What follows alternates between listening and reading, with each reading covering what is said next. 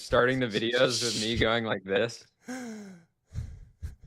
Welcome to Technology Brothers, the #1 live show in tech. We are live from the Temple of Technology, the Fortress of Finance, the capital of capital. It's Monday, February 10th, 2025, and this show starts now. We got an amazing show for you guys. We're covering news from Anduril, Replit, Mistral. We're covering how China's reacting to the tariffs. They're going after our tech companies.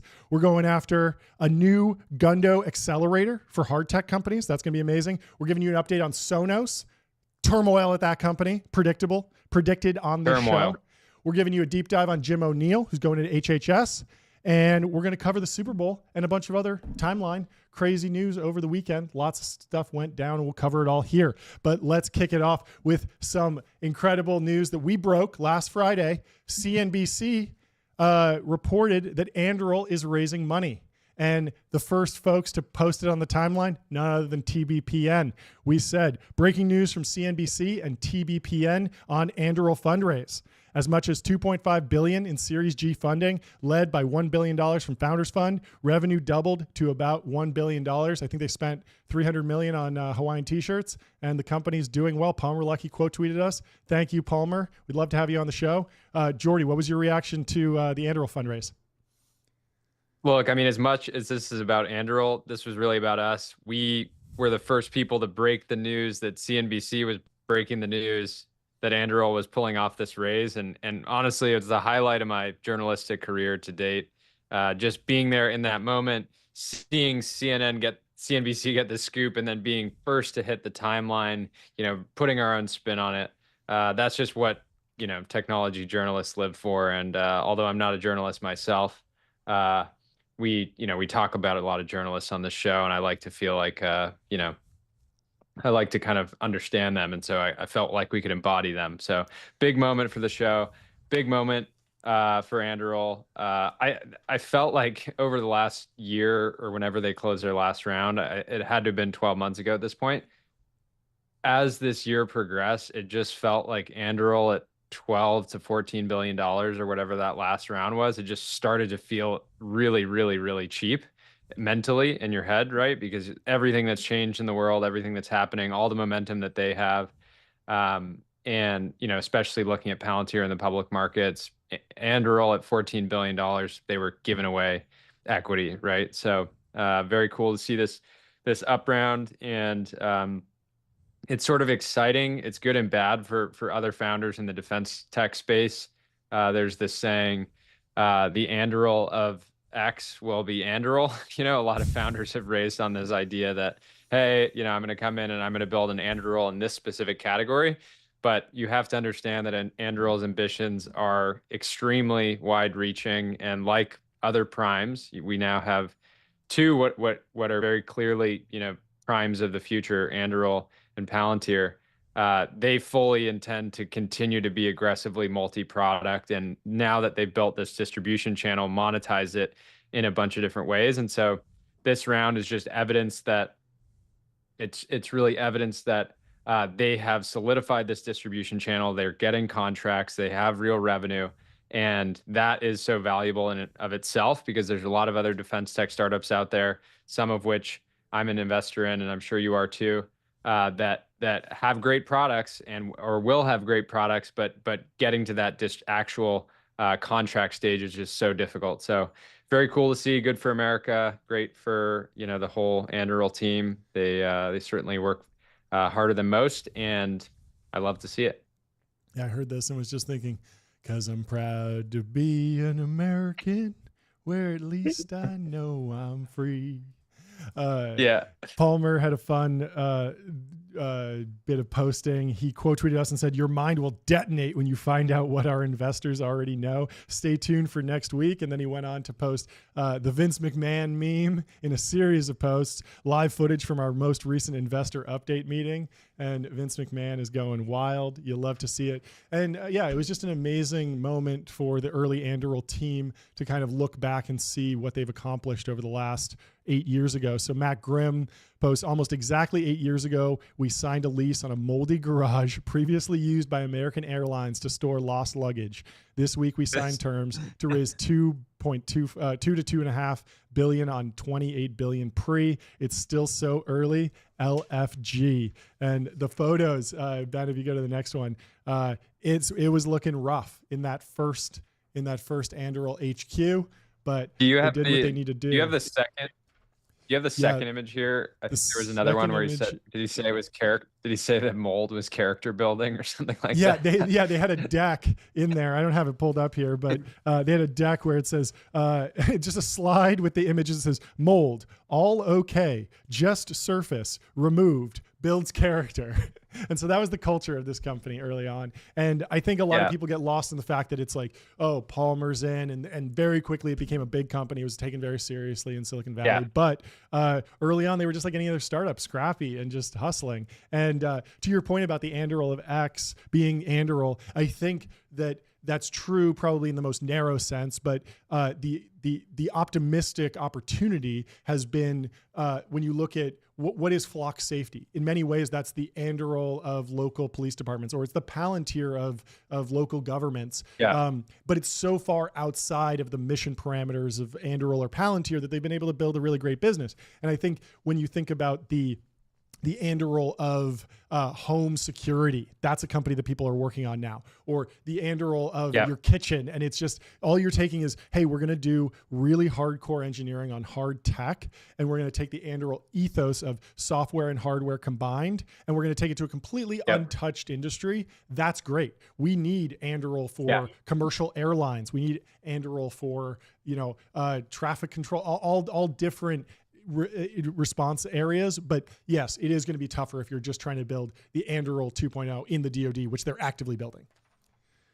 Yeah, and to be clear, it's still, Anduril has historically been very acquisitive. They've used acquisitions to build out their product lines, and they're gonna having a $28 billion market cap allows you to get pretty aggressive on stuff like this, because if you find a talented team that has built a very robust product, and they have and they can take it further, and it sort of fits into the Anduril portfolio, Anduril is going to continue to be aggressive there. And so, as I have told founders before, shoot for DoD contracts, but if you miss, there's a chance you'll land in Anduril acquihire. Great. Yeah. And so Trey Stevens chimed in. He says, day one in the moldy warehouse after Matt Grimm applied some paint to the walls. And yes, it is true that pronunciation was a topic of discussion. Is it Anduril or Anduril? Yeah, well, if you go and listen to the actual Lord of the Rings movie, they pronounce the sword, I think it's Aragorn's sword, Anduril. And so there was a big question about, are we going to kind of anglicize the word, or are we going to just constantly be saying words that sound like Elvish? And I think there's still some debate internally. And depending on when someone got involved in the company, they say it's slightly different. But now it's just, good old Anduril, Anduril. Yeah, I like how you can really hit it with a country drawl, and it still sounds good. Yeah, my cousin works over at Anduril. Anduril. Yeah, he loves it. He says that Palmer guy's a real. He says that Palmer guy's a real stud. Yeah, it's great. Well, let's move on to some commentary on the video that we shared. We broke the news that CNBC was covering it, and Nathan, good friend of the show, shared our video. Thank you, Nathan. And he says, "Gotta love the quadruple down energy from Founders Fund into Anduril. Led the seed A, F, and now G rounds. With this $1 billion check, my guess is they have invested $1.5 to $2 billion into the company overall. That's circa 10% to 15% of the firm's AUM. Badass." Also supplied one of their partners, Trey Stevens, as a co-founder and now chairman. And so, yeah, FF loves Anduril. And let's continue with Hacky. Yeah, what you got? Yeah, I was just going to give some history. So Joe Lonsdale posted the other day one of their super early offer letters from Palantir, which was the predecessor to Anduril in many ways. Yeah. And, sort of forged the path into working with the Department of Defense and the government more broadly. And Joe shared an anecdote, which was that he said the early team at Palantir laughed at the idea of Palantir being worth $5 billion. Like Yeah. if you actually look at the offer letter, he's sort of spelling out like, here's what happens if we're a $1 billion company, and that's what founders will do, obviously, to kind of illustrate what could your equity be worth. And so to go from that, them thinking at the time, hey, $5 billion could be a great outcome here, to now Founders Fund, which was a part of Palantir through Peter, and through they also did a similar strategy in Palantir, right, in the private markets. Yep. But to now be investing almost $2 billion or something in that range into a company, is just shows the growth of the private markets broadly, and sort of the conviction. And you've talked about this before. This is the Founders Fund strategy is not a secret. It's basically 0 to 1. You find power law companies and you try to own as much of them as humanly possible. So it's cool to see it in action.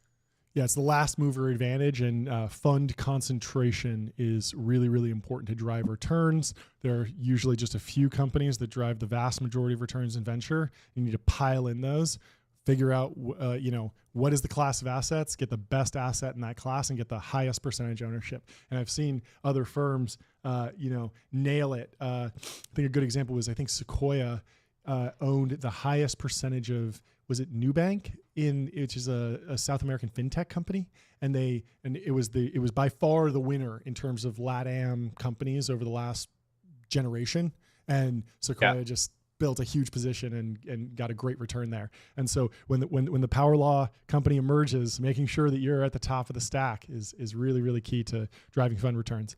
Packy McCormick quote tweeted us. Thank you, Packy. He says, "My thesis is straightforward. There will be a SpaceX and Anduril in every big category led by sclerotic incumbents. These vertical integrators will be much bigger than the incumbents they replace." I love that. That's very good. And Christian Garrett. Yeah, what you got?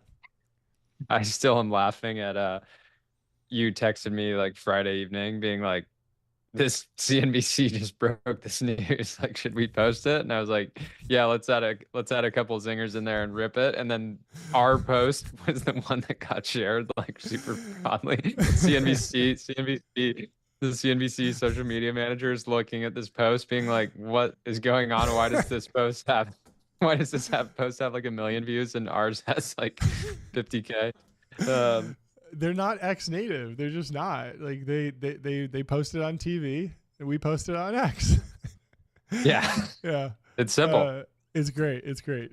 More coming. I mean, we're going to be more live. We're going to be breaking news. Yeah, I mean, here. this is just a long con that we plan to LBO CNBC, at some point in between 2026 and 2030. So we're just getting started. And so Christian Garrett over at 137 Ventures, I believe they're a shareholder in Anduril. He says, little word to the wise here, says, how much Anduril secondary fraud is out there right now?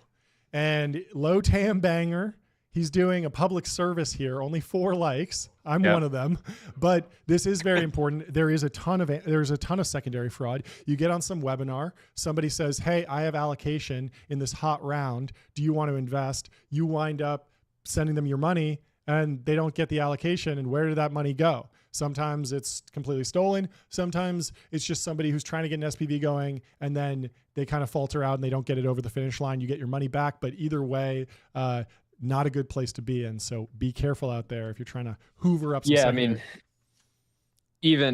even Anduril is already a company where people will pitch you on investing in Anduril, yet there's layers and layers of SPVs between you and the actual shares. And sometimes, there was basically e-stacking happening. And it's funny because that happened with SpaceX. And even if you got into these like layered SPVs, you still did pretty well because, it's been such an astronomical outcome. No pun intended, but yeah, still you want to be super careful here because typically the companies are not actually endorsing this activity. So it's already sort of a gray market type activity, right? So be careful out there, folks, all you size lords. Yeah. And so I want to close out with a little promoted post from Anduril. try and help them out with some hiring. Jen, who I believe is their head of design, says, from the studio that brought you the Bolt Industrial Design, Barracuda animated short, the Roadrunner video, and of course, Rebuild the Arsenal, Anduril Design is looking for an innovative creative to join our team. Keep an eye on anduril.com/careers for 2025 roles trickling in. What a dream job. If you're a designer, go check it out. And so let's move on to our next story. They've absolutely, I was just going to add, they have dominated the defense aesthetic to such a degree that every company now that's not Anduril, that's at all competing in the same category, is either consciously sort of copying what Anduril has done or consciously trying to do something very different. But Anduril's brand is already so dominant aesthetically that it's very possible. So if you are a designer or creative and you want to work in defense, you pretty much should just work at Anduril, because they're going to continue to sort of innovate and sort of like, set the standard for what, good design is in the category. Yeah. Yeah. Fantastic place. So go check it out. Anduril.com/careers. And let's move on to our second breaking news. Mistral has launched Le Chat. Le Chat. Your ultimate AI sidekick for life and work, now on web and mobile. This went over very well. 12,000 likes, but what happened? Ratioed by our boy Val. Did you see this? No. Go to the next slide, Ben. So the official company launches 12K likes. Val quote tweets it, 16K likes. Legend. Built different. So Val's a good friend of the show. He says, no, this video is not sped up, genuinely mind-blowing. And yes, it's available to all users right now. And it's him designing a calculator app. It has 123 billion parameters. And what's interesting here is that they are running this model on Cerberus, which is that crazy wafer scale inference chip. A lot of people were very skeptical about Cerberus, myself included. I didn't know that people were using it, but Cerberus says they are proud to be powering the new Le Chat. We enable flash answers to run at over 1,100 tokens per second, 10x faster than ChatGPT 4.0, Sonnet 3.5, and DeepSeek R1. And so the race is on. Models are getting faster. Have you used Mistral, Jordy? What do you think of this announcement? What do you think about our boy Val? So I'm downloading it right now. I think the name is fantastic. The name is fantastic. I think what I've seen here is pretty incredible. I love Val, because he's one of us. He's a brother, and so I'm excited to check it out. But I think like the timing for them to come out and launch a product called Le Chat is just absolutely perfect. So really well done, breaking back into the conversation, because there was a while there where it didn't feel like they were a highly relevant sort of consumer player, and so it's good to see. And the French president was promoting, doing some promoted posts for Mistral. So love to see it, and I'm excited to try it out. Yeah, you've been a Mistral bull for a while. We have a post here from Jordy Hayes. He says it's only open source AI if it's from the Mistral region of France.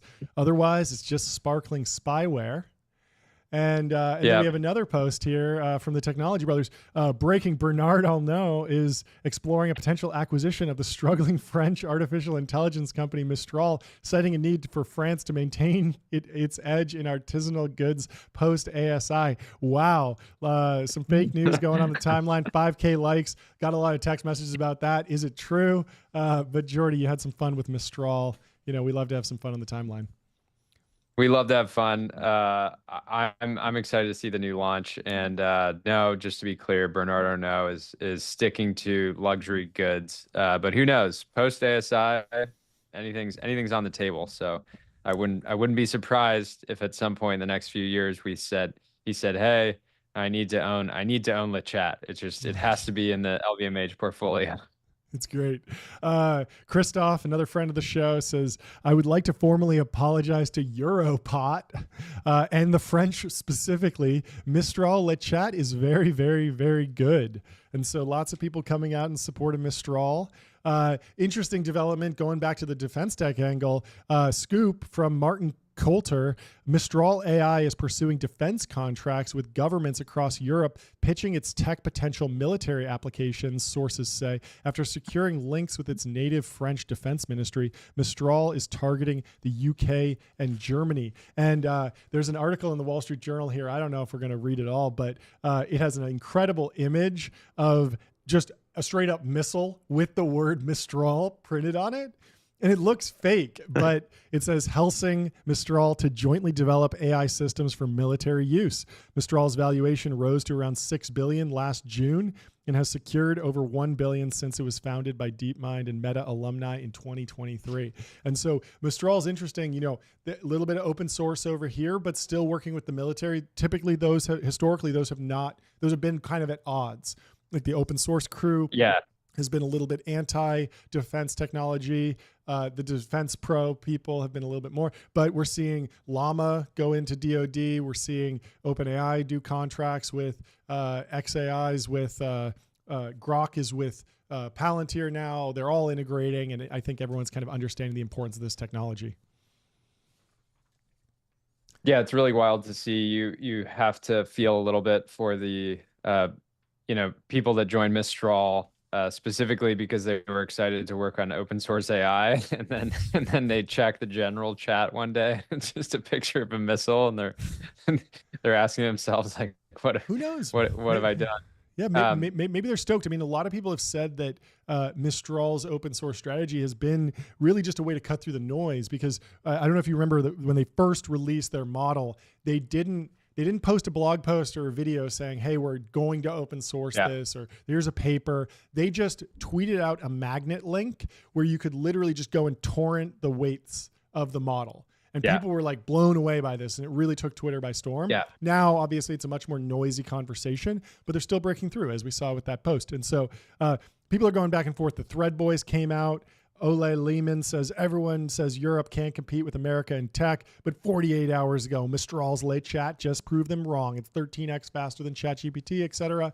And then someone quote tweets this. iScience Lover says, I'm sorry, what? Are we going to do DeepSeek bad takes for Mistral now? Dude, the company was formed by ex-Meta and GDM people. Everybody in the AI community was closely watching them. It is not true that Silicon Valley didn't see them coming, which is funny. And it just kind of highlights how sensational the media and the timeline can be around AI launches. Yeah. Every AI launch is the end of humanity. It's too dangerous, too powerful. It destroyed Google. It destroyed Meta. And I've been guilty of this too. It's fun to get some likes and do some clickbait every once in a while, but you got to actually break it down and understand what's going on. Seems like a cool product.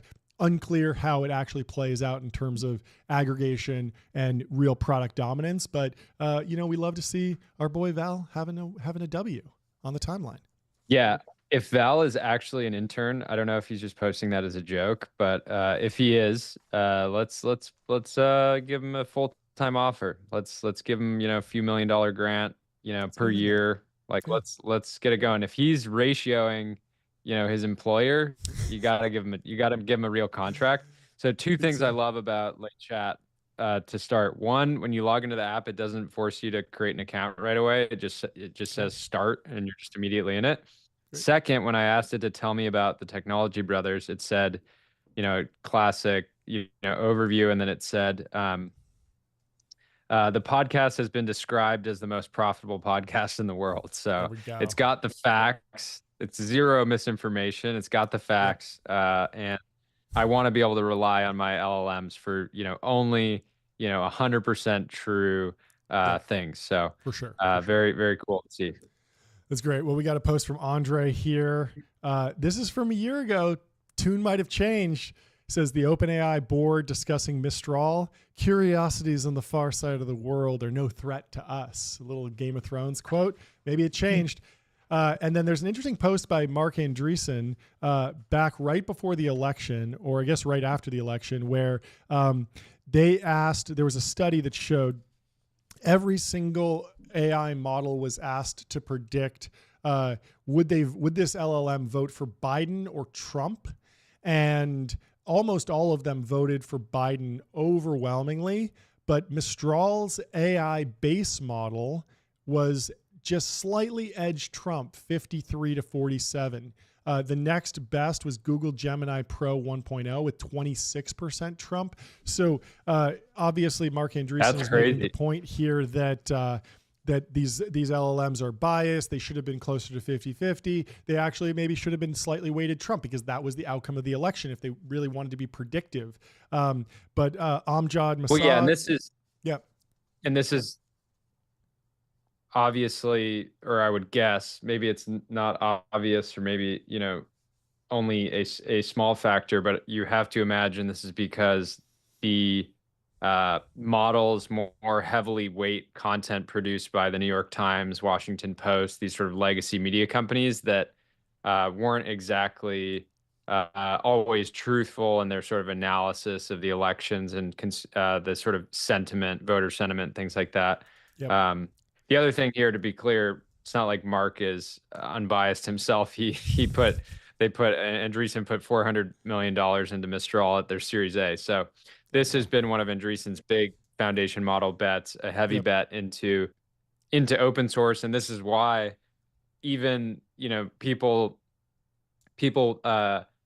took issue with Mark coming out in support of DeepSeek and saying this is a gift to the world and all this stuff. And if you sort of read into that more, it was clear that he was just extremely, I think it's fair to critique Mark for, being, supporting this Chinese, company that could present a risk to the U.S. in some ways, but he was very clearly pro open source. And so it's good.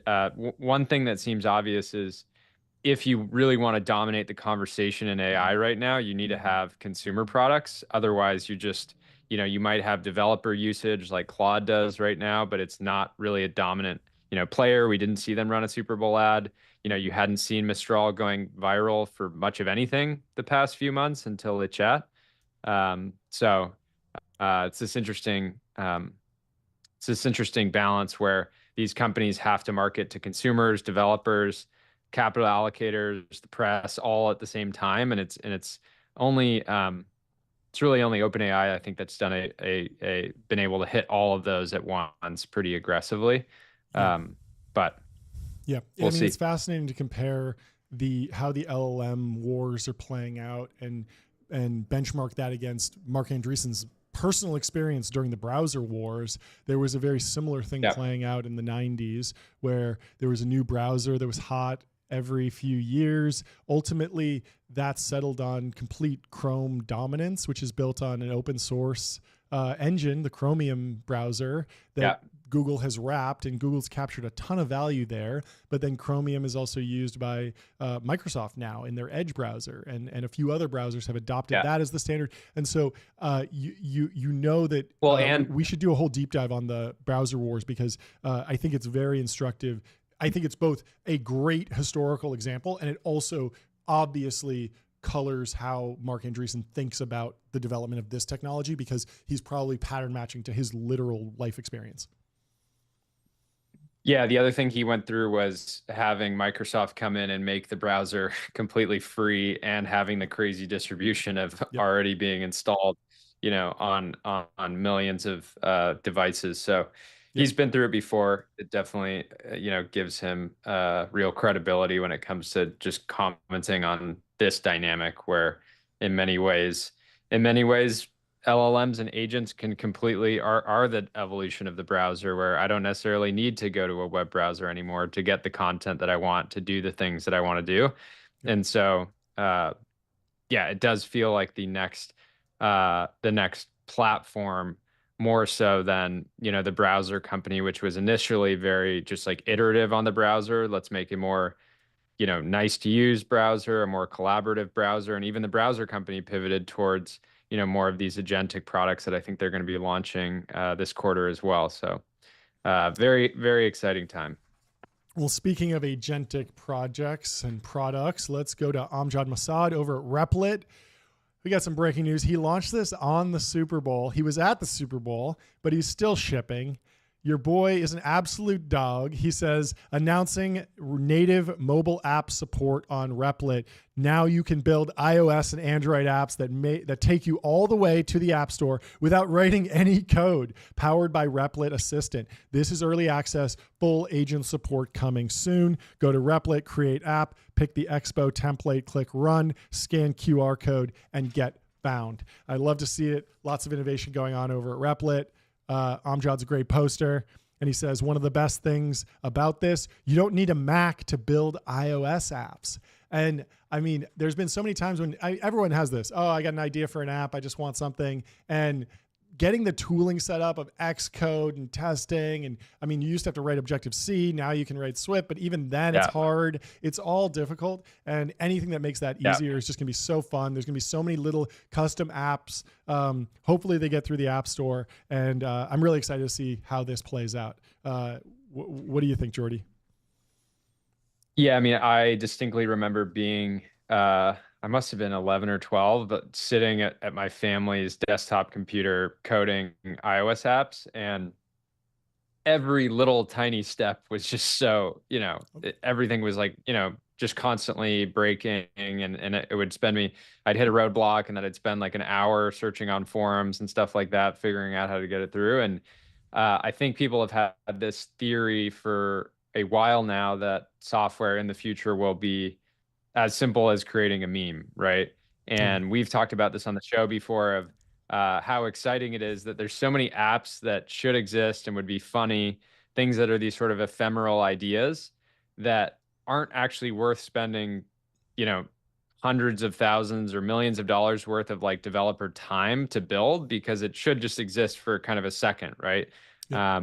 And I even talked to a founder recently, super talented, that was basically trying to build this exact thing and make it easy, make a, something that allows you to instantly create, iOS apps, so that you're making them, again, kind of like, what if an app was as easy to make and share as a meme? So very, very excited about this. People have had this, theory for a while of like, Roblox for apps. What is that going to look like? And it's very possible that that just ends up being Replit. So awesome to see. And I don't know if it's in the stack, but there was a great picture of Amjad at the Super Bowl. And for anybody that's done if you can pull it up. Yes. So for anybody that's done a sort of product release or announcement of this magnitude, very ballsy to do it while you're going to the Super Bowl, because your phone just completely melts down. Oh, yeah. And so he hopefully was cheering. I don't know what his hat says, but hopefully it was for the Eagles. But even if he's a Chiefs fan, he would have had plenty to celebrate last night, because this was received very well. It's just a surf hat. I think he's just there for both teams. He's the Rob Lowe and the NFL hat. He's just there having fun. Yeah, I mean, I think the idea of just being able to spin up an app really quickly is amazing, especially for those ephemeral, short-lived. Like, it's not a business, but it's just a fun thing. I think about like Spotify Wrapped. There's so many cool, like, oh, I have an API for something. The company's never going to build it. I want to build a Wrapped for that. Oh, just have an agent do it. It's something that a non-technical person can do, and they already are. Amjad's here quote tweeting someone who says, Billy Howell he says, I just sold my first app. Shout out Replit. Incredible $25 investment. And Amjad says Replit-preneur. And I love that. I think that's really cool. And then Amjad's just a great poster. I mean, let's go through some of his bangers. He says, what 30 years of winning does to an MF. And it's Jeff Bezos in 1995 versus Jeff Bezos in 2025, looking jacked. And 17K likes. The guy knows how to post. And a little bit of history on Amjad, 16K likes on this banger. He says, I landed in the United States 10 years ago with nothing but credit card debt. After one startup exit, one big tech job, and one unicorn, I genuinely believe that it wouldn't have been possible anywhere else in the world. Here are 10 things I love about this country. I love it. He's giving a shout out to America. He's also doing a listicle. He knows how to go viral. He's one of the greatest posters in the game, folks. You love it. An absolute dog. And I got another quote here that I like. He just ripped a Steve Jobs quote. I've never found in my whole life that you could convince someone who doesn't want to work hard to work hard. And I think that's so good. You got to just find the people that are naturally motivated and just turn them loose on an amazing, ambitious project, and they're just going to go. it's much harder to transform someone who Yeah. doesn't have the work ethic or doesn't get excited in the first place. And so we got some Yep, more some people just Amjad have dog wisdom in 'em. here from Peter Yang. He says, if you're in tech, run in one of these directions. In this clip, Amjad shares 2 paths to future-proof your career in the AI era. Number 1, get as close to the metal as possible. NASA won't use GPT JavaScript to run rockets. Or 2, become a generalist who can go from idea to end product with AI end to end. Amjad and Peter had a great time chatting. They said, they covered why now is the best time to learn to code, a live demo of building a nutrition tracker app, the rise of personal apps, and the future of work. Here's some more quotes from Amjad. He says, the return on learning to code doubles every 6 months. This is Amjad's law. He's a good coiner, Coogan's law respecter. Wow. He says AI automates many of the boring parts. What's left is you and your creativity, the most exciting part of coding. And that's 100% true. No one likes setting up servers, doing DevOps, writing boilerplate code. You want to get to the core value prop as fast as possible, and AI lets you do that. He says the ultimate test for an AI coding agent is if you can make an app faster, then you can Google for it. I think we've done it. I'll be honest with you. I think roadmaps are dead. And so, yeah, and this echoes what a lot of people have been talking about, even at big companies now. They're saying, don't come to me with a PRD, come with a prototype. And the thing about building a prototype is, a lot of ideas sound good in your head, or you're not exactly sure how they could work, how they should work. And then you hold it in your hand and it becomes very, very obvious that you either nailed it or there's something wrong or there's some small issues. And so this ability to go from idea to prototype is going to massively, much faster, is going to massively accelerate, progress across all different types of businesses. So love to see it. And congrats to the Riplet team. And our last bit of breaking news that we got to cover is an article from Forbes that broke today. So we're breaking the news that Forbes is covering. Silicon Valley's Gundo for Bros the Gundo Bros are building a Y Combinator for military technology. It's called Discipulus or Discipulus. How do you pronounce this? Disciple? It's from Disciple. Disciple Ventures? I don't know. They gotta clip this and this only exists online, and so I have never heard anyone say the word out loud. We're the first people. Discipulus. Okay, Discipulus Ventures. Andreessen Horowitz, Lux Capital, and Point72 Ventures are backing a new generation of startups in El Segundo, leaning into a MAGA-fied, pro-Christian, mostly male-led version of Silicon Valley. Let's go. Forbes still's got it. They still got it. They're coming for you, Gundo Bros. You're on notice from Forbes. You can tell just a little bit of they'll cover this a little controversial. Yeah, they're spicing it up. You can imagine let's give some credit to the writer, the journalist. It's very possible that they came in with the story and they said, I love this team. I love what they're doing. This is great for every American. We want more, smart young people with capital to build ambitious products and companies for, our defense industrial base. And the editor just goes, all right, well, how about this? Sounds great. Let's run it. But how can you make it a culture war issue? It's great. I'm going to read some of this, and I'm going to refer to it from here on out as DV because I don't know how to pronounce this thing. Last April, in a warehouse in El Segundo, the LAX airport adjacent neighborhood that has become the center of Silicon Valley's defense tech movement, then 20-year-old student Jacob Diepenbrock was hosting the future of the American military industrial complex. Over the course of a week, he and a cohort of similarly college-age entrepreneurs brainstormed startup ideas, pumped iron, and kept themselves focused and fed from a fridge stuffed with Monster energy drinks and 50 pounds of ground beef. Fuel of legends, he proudly told a Forbes reporter who attended the event held by his firm, DV. I think I actually spoke at this, or I went to one of their events. I've been in touch with these guys before. Almost a year later, El Segundo's founders, or self-identified Gundo Bros, command the attention of some of the biggest venture capital outfits around. Lux Capital, Andreessen Horowitz, and Point72 Ventures are among those who have backed more than a half a dozen of founders from the first cohort alone. They're pouring money into seed stage companies. Durin, which is developing autonomous drilling equipment for the mining industry. Rune Technologies, which is building software for military units to manage supply chains, and Vanguard Defense, which is building a data product for electronic warfare. Now they've launched their own fund to back the second cohort of entrepreneurs. that it plans to host for a week-long event in coming months, raising $6 million from investors like Kevin Hartz, Champion Hill Ventures, and Leo Polovets. It's a small fund, but one with big Y Combinator style ambitions that align with the Trump administration's priorities. It's not like he's building an ad network trying to make money, Hartz told Forbes. He believes in his core mission of restoring industries and furthering the innovation edge of the United States. What you got, Jordy? No, I love to see it. It's no matter what this journalist, whatever their views on Gundo Bros, it's impossible to describe the companies that are being built and not get not get a little bit fired up. I mean, autonomous mining equipment. We've talked about Durin on the show before. Vanguard Defense, a data product for electronic warfare. I feel like, for us, we're competing, fighting for attention every day on the timeline battlefield. And so I think that we might want to get access to that because in many ways, we're engaged in electronic warfare ourselves. But I love to see it. And there are already so many, the Gundo has just been constantly getting memed.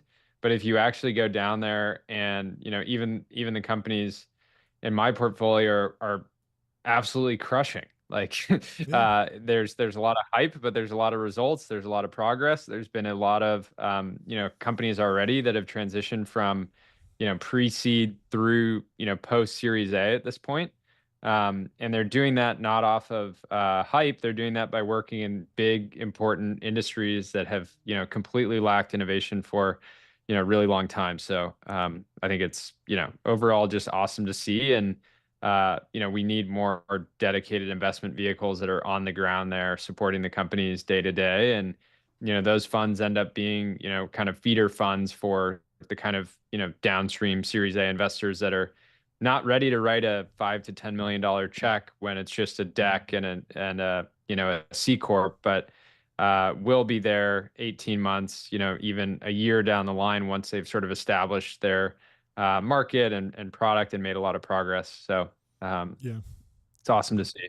The culture war thing is so funny to me because there was kind of like version 1 of like right-wing tech companies, which were like Parler, Gab, Truth Social. And it was very much like take an existing tech company and maybe that tech company leans a little left. And so we're going to rebuild it. And it's going to be exactly a perfect clone of Twitter, but just like right wing essentially. And then it became like, now we're talking about like, I guess mining is right wing or like the military is right wing. Like these things are like pretty broadly popular. Like, and so I think a lot of the culture war thing really is just like layered on here. And you're going to wind up seeing a lot of defense hard tech entrepreneurs that are just like, yeah, maybe I support the current administration, but like, I'll support the next administration. I just support America. And I don't really, I mean, Anduril had this for a long time where they had both, co-founders that were on the right and the left. It worked out very well for them. They're there for America. And even the worst American president is still 1,000 times better than a near peer adversary leader who's actively trying to undermine America. Well, and my favorite thing about these articles, anytime they try to dunk on the Gundo Bros, they always end up, getting these Hall of Fame quotes, like some of the quotes, Zaya Taylor, Augustus. Now, this quote at the top of the article saying that 50 pounds of ground beef and Monster is fuel of legends. It's like, it absolutely is. Like, I want our, hardworking young technologists to be on a lot of Monster and ground beef. It is fuel for legends. So I love to see. And so they're not competing directly with YC. It's a much smaller program, much more focused. But our boy Augustus Dorico got a great shout out in here. It says the El Segundo community is lining up behind DV's accelerator with leaders from Varda and Hadrian expected to advise the next cohort of founders. Augustus Dorico, a Teal fellow who started a cloud seeding startup called Rainmaker, will soon host the group at his company's warehouse. There's a lot of talk about defense, hardware, and American dynamism, Dorico said. When push comes to shove, some of these people will become wildly successful. For Augustus, one of several very online Gundo bros, this second cohort is further evidence of a shift away from an era of investment in consumer apps and B2B solutions toward a new one that favors America's national security interests and military prowess. It's a so-called vibe shift that has inspired a magnified pro-Christian vision of Silicon Valley tightly aligned with Elon Musk and the Trump administration's goals. From billionaire venture capitalist Mark Andreessen, for example, has backed a venture firm called New Founding, which is building a Christian real estate enclave and hopes to be a part of an effort to forge new models and institutions that can shape the direction of Western civilization. So funny trying to position these companies as only aligned with a certain political, cohort's goals, because when you look at mining and, military supply chain management and these sort of, industries, they do in many ways directly lead to, Americans not having to go, die on the battlefield, right? I think it's the sort of idea of deterrence through strength is so widely, accepted now, and this idea that, yeah, getting into a armed conflict with the United States is not a good idea, and so I think, again, hopefully people come around to the idea that these, oftentimes young 20-something-year-old founders that are building these companies, even if you don't like the fact that they're proudly religious in some way or like some aspect about them, you have to at least, I hope people over time, from all sort of political backgrounds come to accept that they have Americans' best intentions at heart, right? And they truly are, the vast majority of the time feel like they are on a mission to support their country in their own way. Yeah, it also just seems like bad politics if you're driving a narrative that like every industry is now right wing. Like I get with like some of the more like obviously overtly political companies, it's fine to say, yeah, like Truth Social is a right wing social network. But at a certain point, if you start saying, well, like building bridges, that's right wing, building roads, that's right wing, like, shipbuilding, that's right wing, drilling, mining, that's right wing. Well, then all of a sudden it's like you don't have any like jobs in your coalition, you don't have any workers, like you just don't have anything to grab. I mean, it's the same thing with like Tesla. Oh yeah, like electric cars, like that's no longer a left wing issue. I was muted. We should cover this more this week. Maybe have some of the people involved, Steinman or Delian, on the show to talk about it. But we have some actual breaking news. The chat just shared it. Adonius, thank you for flagging. We got a Wall Street Journal article. We are going to be breaking the Wall Street Journal's breaking news here, which is that an Elon Musk-led group makes a $97.4 billion bid for control of OpenAI. There's a lot of rumors flying around at the moment, but we should maybe just get into this article and see if you want to just read through it live, John. Yeah, I got it right here. So Elon Musk-led group makes $97.4 billion bid for control of OpenAI. The unsolicited offer complicates Sam Altman's plan to convert OpenAI to a for-profit company. Let's see there. So it's time for, this is what Elon said. He said, it's time for OpenAI to return to the open source, safety-focused force for good it once was. We will make sure that happens. OpenAI hasn't commented yet. Altman and Musk co-founded OpenAI in 2015 as a charity. In 2019, after Musk left the company and Altman became chief executive, OpenAI created a for-profit subsidiary that has served as a vehicle for it to raise money from Microsoft and other investors. Altman is in the process of turning the subsidiary into a traditional company and spinning out the nonprofit, which would own equity in the new for-profit. One of the thorniest questions in the conversion has been how the nonprofit will be valued. Musk's bid sets a high bar and may mean that he or whoever runs the nonprofit would end up with a large and possibly controlling stake in the new OpenAI for-profit. Because remember, the key shareholders in the new OpenAI for-profit, Microsoft, the employees of OpenAI, and then the nonprofit as well, and then of course all the other venture investors that have been along for a while. This bid is being backed by Musk's own artificial intelligence company xAI, which could merge with OpenAI following a deal. He also has several investors backing him, including Valor Equity Partners, Baron Capital, Atreides Management, lots of Dune references, I guess, Vi Capital, and 8VC, a venture firm led by Joe Lonsdale.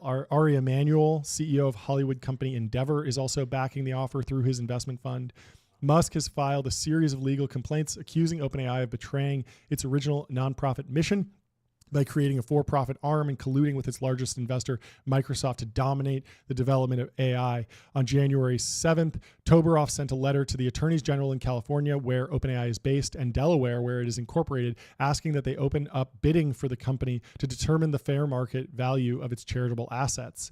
Musk and other critics have said they believe OpenAI may undervalue the nonprofit when they spin it out. OpenAI has called Musk's legal claims baseless and overreaching, and said that the nonprofit will receive full value in its ownership stake of the for-profit. The company released documents in December that said it showed Musk previously supported turning OpenAI into a for-profit, but walked away because he couldn't get control of it. Toberoff said Musk's investor group is prepared to match or exceed any bids higher than their own. If Sam Altman and the present OpenAI Inc. board of directors are intent on becoming a fully for-profit corporation, it is vital that the charity be fairly compensated for what its leadership is taking away from it, control of the most transformative technology of our time. You want me to keep reading, or? I mean, yeah, why don't you cover it?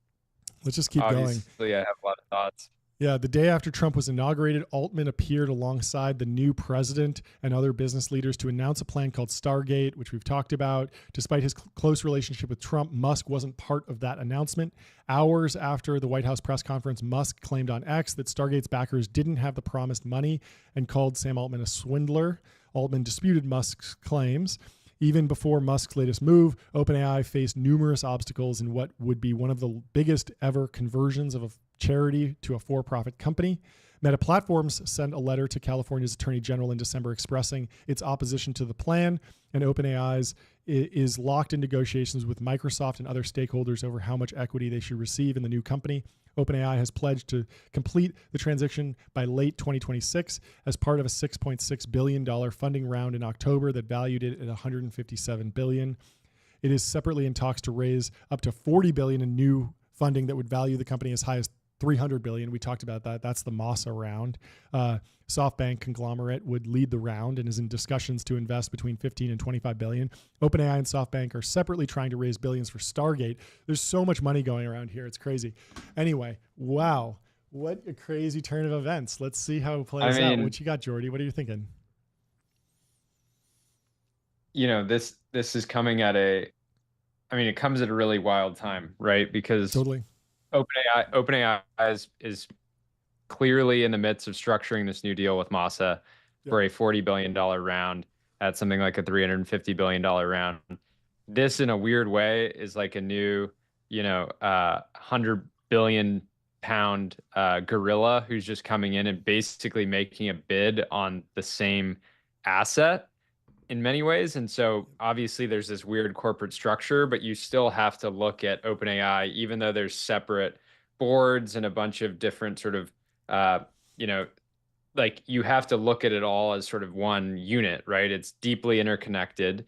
And it's just so, I didn't think this story could get more dramatic, but of course it did, right? Yeah. Because if you look at the amount of pressure that Elon has been putting on Sam from every possible way, right? From his own Twitter replies all the way through getting Tuck, the OpenAI whistleblower who passed away, to getting Tucker to have this guy's parents on, right? Like it's just like this excessive pressure. And it's a really, what I find fascinating about coming in and offering basically $100 billion is that no one else in the room can come up with that kind of cash, especially given how much baggage is on the deal right now. It would be one thing if Sam Altman was going and he had a clean C Corp and he was able to go to somebody like a Saudi Arabia or some type of Gulf investor group and say, hey, I need to raise $100 billion to, build out new data centers, and you can get a bunch of preferred equity in this company. But now there's very few people other than the richest man on earth that could hope to come up with $100 billion. And so it puts both the board of the nonprofit and the board of the for-profit in a weird situation. And I don't know the exact, voting structure or what the underlying docs look like, but there's a very real possibility that this is Elon's way to basically force the board members to either vote with him or vote against the interests of the company, right? Because he's saying, hey, if nobody will pay more than $100 billion for the nonprofit, then and nobody will even be able to pay close to that, right? Then Yep. how does the nonprofit even turn down that offer? Maybe because it's structured as a nonprofit and but again, like there's actual, there's going to be actual underlying documents that support the nonprofit and probably provide some type of clarity around, the board has a fiduciary duty to the nonprofit and to the for-profit. And so it's just a very chaotic situation that could very easily throw off, certainly if I'm Masa, making the biggest investment of your life into a company where you don't actually really know what you're buying and who you're going to be partnering with. It's just a very, it's a wrench. It's a bit of a wrench.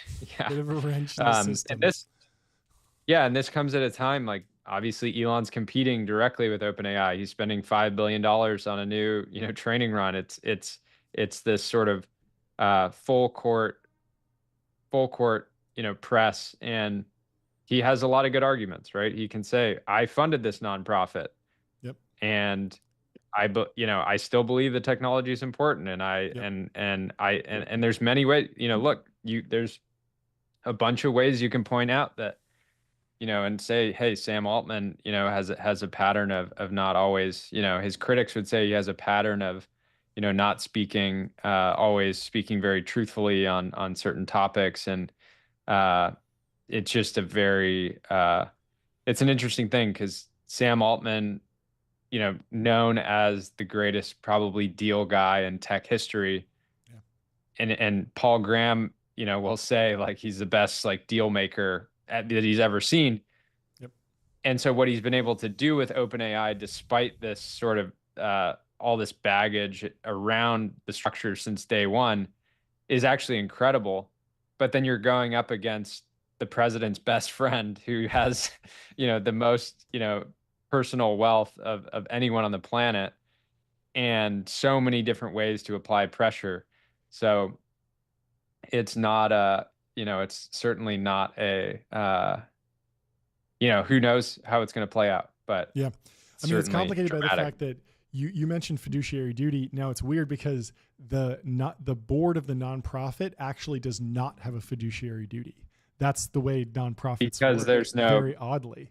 Yeah, if you're on a nonprofit board, you have a duty to the mission of that nonprofit, but you do not have a fiduciary duty to maximize shareholder value. So, and that just changes everything. But then at the same time, you look at this nonprofit.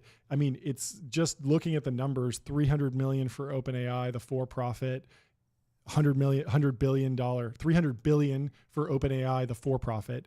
There's a $100 billion roughly offer on the table for the nonprofit. Stands to reason that the nonprofit was going to get about a third of the for-profit. And so this nonprofit, I mean, I'm sure they have other assets, but really the most valuable golden goose on the balance sheet for this nonprofit. And nonprofits have balance sheets all the time. They might have an office. They might have, typically it's like, oh, we have, we have an office. We have some we've talked about, that's it. It comes some computers on the balance sheet. That's it. But here they have, like a massive double-digit percentage of OpenAI, the for-profit, which is like potentially the next Google, and like, already making tons and tons of profit, or not profit, but tons of revenue.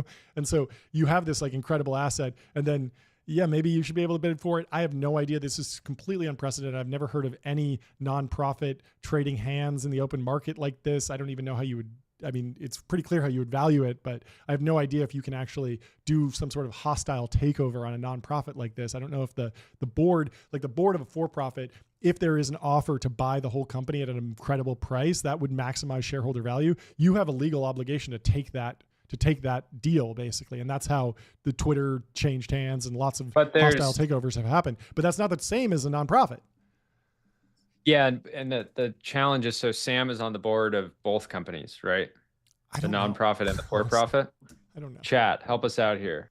But Yeah. in that situation, if Sam is on the board of the nonprofit and saying, hey,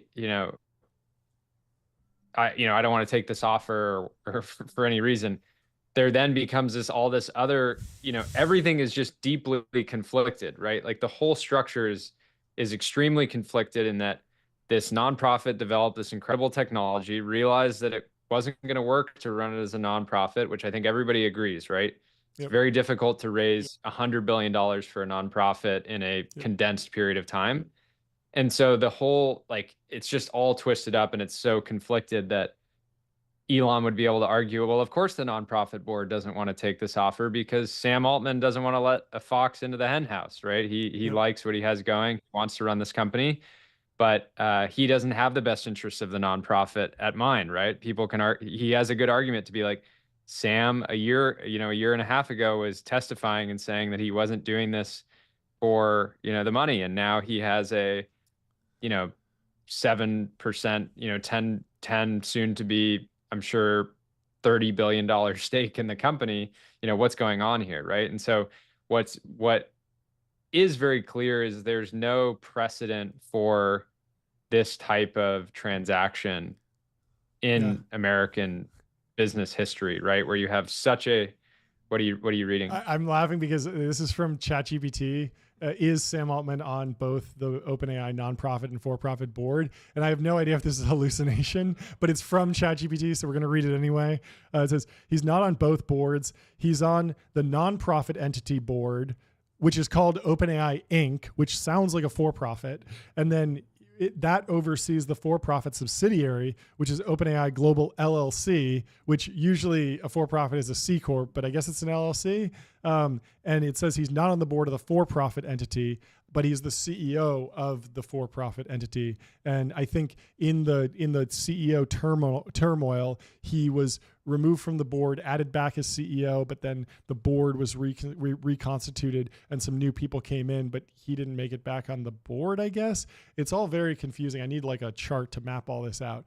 But I guess my question that is always, I wonder, there's always this question of like, is the AI stuff valuable just because it's going to be a power law outcome, $1 trillion company, and that will be incredibly valuable? Or is it actually like machine God and all other companies would be worthless, and whoever controls the machine God will be God of humanity? And Elon and Sam have kind of gone back and forth on this, and it's always kind of hard to tell who is a true believer and who's not. They're saying one thing, but then you can say, hey, it's God, and that actually helps you advance your mission of just building a great tech company. Or you can say the opposite, is like, oh, don't worry, I'm just building the next Google. Like, but really secretly you think you're building God. And so it's all very unclear, like where everyone stands. And I don't know, I can't get to the bottom of it, but it's certainly entertaining, and I'm glad we're covering it. It's a great time to have a podcast. Yeah. One thing that's very clear is Elon doesn't want to compete head to head with OpenAI, and he has access to the best talent and the most capital of anybody in history, right? If Elon puts the word up and says, I'm building a new company, he can quickly acquire some of the best talent in the world. Now, AI is the most sort of competitive sector in the world right now, but it says a lot that he's willing to put up $100 billion to acquire, what would likely be 20 to 30% stake in the for-profit, right? So that says a lot. I think it's totally possible that he believes that this sort of the talent density at OpenAI and the momentum that he has and his understanding of sort of power laws is just him saying, I need to own I need to own a large part of this company, because he would rather he just sees it as a much more likely outcome to, owning the most important company in AI versus a lot of people have said, oh, maybe OpenAI is Yahoo, right? And maybe XAI and some of these new competitors will come up and just leverage what OpenAI has learned and developed, but then just sort of build whatever the next platform is. So to me, it speaks volumes that he is saying, no, I not only am going to get into this like, massive lawsuit and do whatever I can and put all the social and political pressure on Sam, but I'm actually willing to put up $100 billion of his money and his sort of coalition of investors to make this happen. So, yeah, that makes me absolutely lean. insane. That makes me lean like valuable tech product more than AGI God, because if it was truly just about a race to build the biggest, most powerful model, you'd think you'd want to just throw that extra 100 billion into the next Grok training run and really just focus on yourself, King. And instead, and maybe like the fact that ChatGPT is in the home row of 100 million people on their iPhones, like maybe that's immaterial if you're building God. But this certainly feels like, hey, maybe that's actually an important step into building God, and it's certainly valuable. And so if there's a way to go get a piece of it, it is valuable. Very, very interesting development. Yeah, I think you're totally right. I think one thing, this dynamic of everybody in the last like couple months admitting that, okay, we have AGI now. It turns out AGI wasn't going to instantly transform everything. And if we do stagnate it all over the next 10 years, the dominant AGI company, which OpenAI is still the dominant, it's dominant in the consumer's minds, it's dominant even from professional use cases. And for him to say, hey, if OpenAI has even a good chance at being the next Google in terms of something, we talked about this before, right? If ChatGPT becomes the evolution of the browser and that's a consumer platform that you can own, he very well could be thinking, I don't want to go and I don't want to try to build XAI from scratch into being on par with OpenAI, because that is once you have, like you've talked about, hundreds of millions of consumers that have this installed, that use it, that love it, having distribution through X is not going to change that, right? Like he doesn't have, even sort of Mark Andreessen having, sorry, not Mark Andreessen, Mark Zuckerberg, Meta has a better chance of competing with OpenAI from a pure consumer product standpoint right now than XAI, right? Just because Instagram is such a larger, platform. So, anyways, absolutely wild. Very, very wild. Yeah. Well, mom and dad have been fighting in tech for months now, and just want them to get back together and be friends again. But I don't think it's going to happen. But we have some equally dramatic news. I've actually been referred to as the Elon Musk of sleep, and I've confirmed it now with my 100 sleep score from my 8 Sleep. Highly recommend 8 Sleep. I had to grind for this. It took me 2 weeks to get here. I retooled my schedule. I can now fall asleep just 9:30. Don't even need to listen to a podcast. Just quiet my mind. Boom, I'm out in 5 minutes. It's amazing. And I think hopefully the viewers can see the performance is next level. So our coupon code is actually live, TBPN on 8 Sleep. You should go pick one up. It's really life-changing. I really can't speak enough. I can't speak highly enough of it. It's a weird thing because I had been sleeping on it at home, and then I went on not a vacation exactly, but I've been on the East Coast for almost 2 weeks now, and it having that taken away from you is just is miserable, because once you experience it, you're thinking, how did I ever sleep on just a lukewarm bed, right? Anyways. Yeah.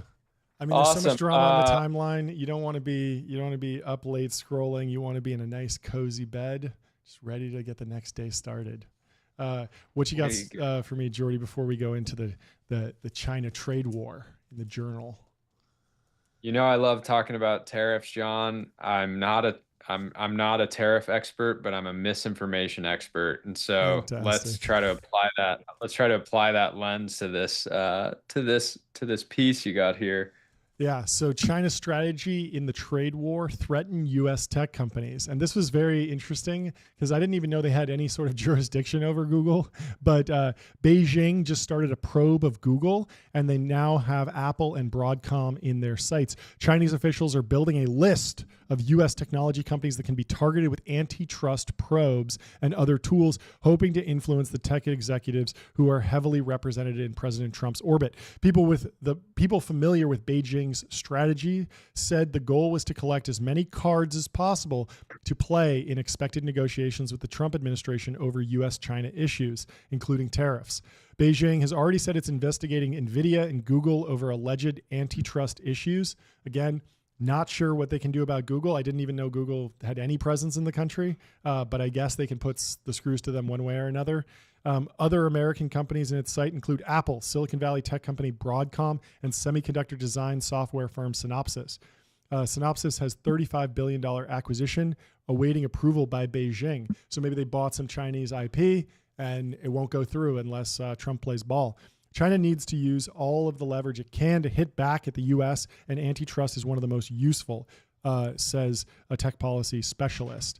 And so China is on a chip gathering exercise, likening the countries to poker players. They want to come to the table to negotiate and need something to play with. The strategy carries risk, though.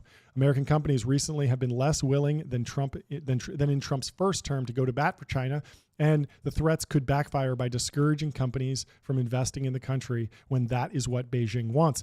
Beijing has added to its regulatory tools in recent years, drawing lessons from America's approach. In 2020, they created what's called the Unreliable Entity List.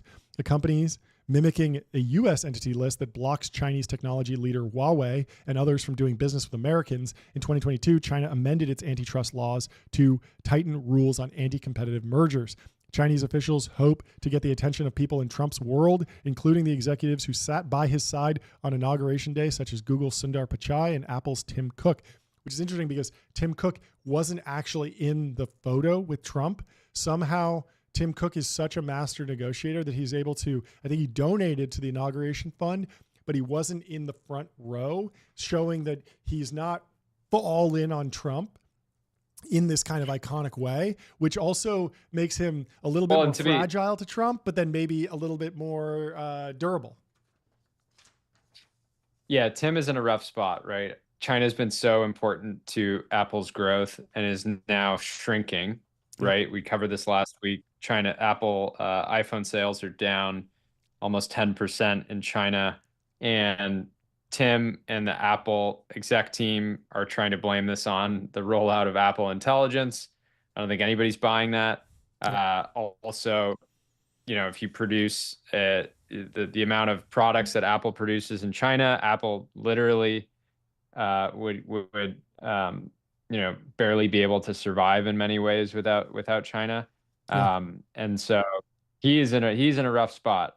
And I think one thing, looking at this article and hearing how they're positioning China, trying to sort of gather their bargaining chips, right? Mm-hmm. It seems that in 2016 and for the first Trump admin, the positioning from people just felt like Trump was wildly unpredictable and just a little bit crazy, right? They were like, we don't know what he's going to do. He's just sort of doing things. And every single day you refresh the news and it's like, what is Trump doing today? This time around, I think that other countries and people internally in the US are thinking of him more as, okay, there's a method to the madness and he is playing his game, right? He's said, as in his book and in many, many interviews, he just loves doing deals. And so he is playing a very, very high stakes game of poker. And I think other countries are starting to recognize that and see themselves as, okay, we're playing in this sort of geopolitical poker, and we need to understand what our leverage is, what our bargaining chips are, and really they're looking at it as like, okay, we're actually playing a very, very high stakes game, basically betting our economies on each other and betting, these different aspects of leverage. So anyways, we'll see. I think I mean, it's certainly going to show up in the big tech earnings next quarter. We'll certainly be tracking this. This is an interesting lever to pull. It's not one that's been top of mind. There's a little bit more context here on mergers and antitrust. Mergers between multinationals typically require approval from antitrust regulators around the globe, and they can fall apart if they fail to gain even one major country approval. We saw this with Figma and the EU. The EU has blocked a lot of mergers, and a lot of Americans are like, it's two American companies getting together. But of course, every company is multinational at this point, and so these multinational merger approvals are very important. In 2018, amid U.S.-China trade conflicts in the first Trump administration, Qualcomm terminated its proposed purchase of Dutch chip maker NXP Semiconductors after failing to obtain clearance from China. Imagine what a bummer that is. You're ready to do the deal, and then China says no, and you're back. You don't get your liquidity event today. You got to keep grinding, although I'm sure it's a big company, NXP. U.S. chip maker Broadcom tried to take over VMware. That was valued at $61 billion when it was unveiled in May 2022. This was in peril until a meeting between Biden and Xi Jinping in November 2023. The two leaders agreed to dial down tensions. Shortly afterward, China greenlighted the deal at the 11th hour with conditions requiring Broadcom to supply to Chinese customers. So yeah, it's that trading chips on the poker table. Yeah, so I don't think that an average person understands just how bad the communication channels have been between Beijing and Washington have been. I was able to go to a talk last year with a US China expert from this group, AEI, that's based in Washington, and they have sort of chapters around the US. And he basically said that, we put on the, Xi came to San Francisco, and there was this big deal. If you remember that, I don't know, was it last year or the year before at this point, where we cleaned up San Francisco, we made it nice, and we made it look like there's a real relationship there between our leaders. But it's so bad that there's not even really like direct, phone email lines. Like, it's very much like happening through channels and almost playing a game of telephone in many cases. And so this was the case in the Cold War. Kissinger was a back channel to China during the Nixon administration, and it was extremely controversial for them to open up those lines of communication. Although now it's kind of the opposite, because the relationship is actually falling apart more than it was rekindling. But Kissinger had to go to Nepal and then like smuggle his way in and then meet with Zhou Enlai, the Chinese like right-hand man of the premier and stuff. And then eventually Nixon went, and that was really controversial. Now, I think Trump is ready to play ball. I mean, he went and shook hands with Kim Jong-il, right? Or Kim Jong-un. And so he's ready to play ball, but he just wants to be able to do a deal that's good in his terms. And there's so many chips on the table. And if you're the CEO of a tech company, you don't want to be one of the chips that Trump doesn't care about. That's the worst thing you can possibly be, is not on Trump's good side. And he's like, oh yeah, like I don't like the Broadcom guy anyway. So yeah, you can totally screw them over. No, you want to be donating to his inaugural fund. No matter what you think about the guy, you got to be on his good side, so that when the time comes, he's ready to say, you know what, that's an American company. I care about them. They had my back, and I'm going to have their back in this negotiation. I'm not just going to let you screw them over. Anyway. And people, if you're purely in the business world, business is cutthroat, right? Everybody that started a company has a competitor that they hate and that they're trying to take market share from. And it's similar sort of dynamic where you don't want to be overtly at war with this company, but day to day you feel like you're in conflict and you're fighting. And oftentimes in those situations, you'll still have the contact information of your competitor, right? Like I'm sure you've had fairly open conversations with, where you'll have the number of a company that you're competing with, right? And you'll even talk and be friendly and stuff like that. And I think that's generally good. We have less than that with China, between our governments.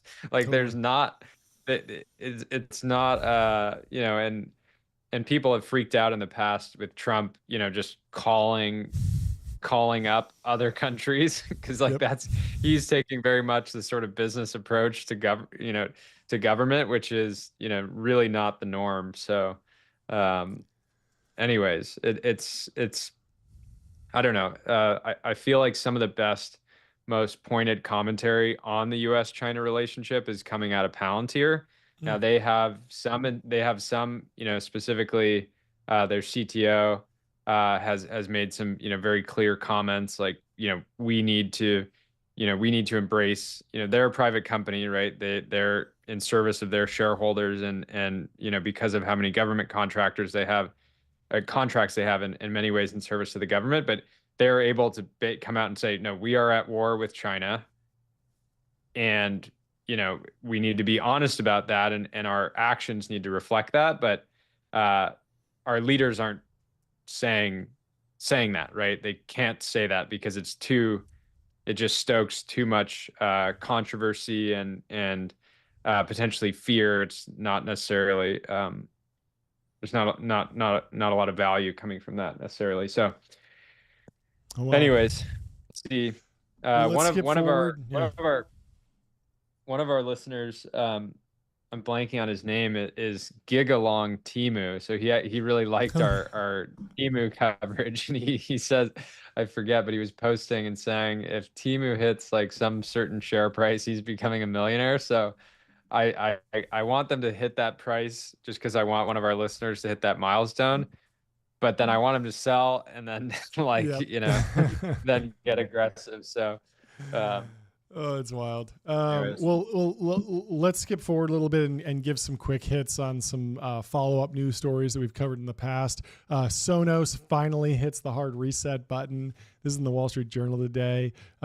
Sonos chief executive Tom Conrad's job would be hard enough if he just had to sell expensive speakers. Selling the idea that his speaker company can finally master the software game is a heavier lift. That, however, is the task at hand for the new CEO. Conrad was named to the post last month, succeeding longtime chief Patrick Spence, who took the company public in 2018. The switch confirmed that Sonos is still reeling from a disastrous update to its app in May of last year, which left many consumers who shelled out for premium speakers unable to use their products. Fiscal first quarter results from Sonos on Thursday confirmed that the damage has lingered. Revenue fell 10% year over year to $550 million for the December ending quarter, while operating income plunged 40% to about $48 million. Very rough. One particular telling stat is that the company's unit sales for the second half of the calendar year fell 14% from the year earlier to about 2.7 million products sold, the fewest for that period since 2016. And that was with the company's first ever entry into the premium headphone space. Ben, there are some incredible charts of how Sonos has been declining. A very, very rough bar chart there. Those headphones, called the Sonos Ace, should have been a valuable expansion opportunity for a company long confined to the home-based speaker. But the launch took place about a month after the app rollout turned out to be the worst possible time. And so analysts now expect Sonos' revenue to fall 3% for the fiscal year ending in September after an 8.3% drop. Can the new boss eventually turn things around? Sonos is still a strong name in the premium audio, despite the damage done to the brand by last year's app fiasco. This week said that they would cut the size of the workforce by 12%. We will see if that's enough. The stock is way down relative to the S&P 500. There's another chart there of when they launched their app update. They are down almost, they dipped 40%. They've climbed back up a little bit. There's some good news from Morgan Stanley. Morgan Stanley's Eric Woodring says, stepping back, we are impressed by management's ability to rip costs out of the model. A tough demand backdrop and elevated uncertainty still hangs over Sonos, though. Indeed, only 38% of analysts rate Sonos a buy, compared with 74% before the app rollout. The worst seems to be behind Sonos, but they are still early in their transformation. I don't know about that. I used the app this weekend. It was terrible. It's still terrible. Anyway, I'm just pulling up the market. Yeah, they are having a rough go. I was in my garage looking at an old Sonos play bar that I have. I have it in storage. Hopefully going to reinstall it. I was thinking I was going to reinstall it in my house. Might just throw it away. It's been a rough go, and I don't know when they're going to turn the when they're going to turn the corner, but they got to just roll back the software and make it work seamlessly and flawlessly. You can't have these like delays and these breaks, even just like turning up the volume, turning down the volume, like it just doesn't work anymore. So they have been struggling. Anyway, how's the market doing? Are you on public.com? Yeah, I'm on public. I mean, it's honestly been, you know, it's actually up 16% in the past 6 months. So that just goes to show how, bad of a situation they were in last year. Yeah, I you would got say beat that up. the Ace is an interesting, product, and I don't see that. Home speakers are the kind of things that you expect to just work, right? They Yep. sit in one place. You're coming in, maybe you're putting Spotify on or whatever you do using Bluetooth. It should just kind of turn on, or Wi-Fi should just turn on and work. But Sonos doesn't do that, right? Everybody that owns Sonos is oftentimes frustrated with them. I have Sonos products in my house. I wish that I didn't. I wish that I had, just analog, some type of analog solution. I think that there's this place I was staying this past week was like such a smart home that it was really like frustrating to use because it just, if everything's not sort of perfectly interconnected, it just kind of everything breaks down. And so the issue is if you give consumers the experience of a poor experience with physical products that are sitting in your home that should just work, and then you say, hey, well, we know you kind of had issues with this product, but now we're going to give you a product like headphones that you're going to wear potentially for hours and hours and hours all day long and use on car calls and apps and keep them around. And there's even less tolerance, right? If you've ever had AirPods that are kind of freaking out and not working, it's very, very frustrating, right? And so I think the jump from home hardware to, hey, now we're going to build hardware that you're going to take with you all through your life. I don't want Sonos following me around when I leave the house. Stay at home. Give me some. I need some peace and quiet away from that those smart speakers. But the other challenge is just pricing, right? The Sonos Ace is like about $350. You can get the Apple AirPods Max for about $200 more. And the issue with headphones is headphones are, I would say, in that category, more of a luxury item than a utility, right? People in 2025 care less about music quality overall because a lot of entertainment is happening through apps and things like that. And so if you're giving consumers the choice of, hey, you can buy Apple AirPods that are a luxury sort of fashion product statement, right? That says something about you. You may not like that, but it's true, sort of an accessory. Or you can buy the Sonos Ace, which have no brand recognition, are still expensive at $350, right? It's not like they came in with this super budget option. That's just a really tough sell, right? No kid is going into Christmas, teenager being like, oh, I really want the Sonos Ace, right? Yeah. It's very clearly, it doesn't feel worth even, maybe they're as good of sound quality. They probably are as good as the AirPod Maxes, but that is not the deciding factor, I think, for a lot of consumers is I just want the best, sounding pair of headphones and I want great value. They're saying I want to accessorize by having this luxury product and I want something super reliable that integrates into my existing mobile experience. Yeah. And, I mean, Mark Zuckerberg was on Rogan talking about how Apple has locked down some of the Bluetooth APIs that make AirPods so seamless to use, and how Facebook wanted to integrate with the iPhone at a deeper level, and Apple kind of made it difficult. And that's just a tough place to be in if you're Sonos and you don't have leverage over Apple. Sure, they have to open up some of the APIs and you get to use some of the Bluetooth stuff, but you don't get their proprietary network because Apple can always say, hey, privacy. If we give some random company too much access to the user's data, that's a privacy issue. Yeah. And then the flip side of that, which is it's a good argument. You don't want some cheap headphone company just stealing all your iPhone passwords or money or something like that. That makes sense. But when it's Sonos and they can review the code, they should be able to operate at the same level through the same APIs. But of course, Apple, knows that they benefit from that, and they're going to sell more products if they lock it down. So anyway, we should move on to the Super Bowl. The last thing I was going to say, if you think about AirPods as a business line being roughly equivalent, in terms of importance as their agreement with as Google, Apple's relationship, right? Yeah. Apple makes roughly $20 billion a year from that search, partnership. AirPods are not as, not putting up as much, profit margins, but it's a $22 billion business line. Apple's not going to just give that away, right? Like AirPods will continue to grow. It's a very meaningful business.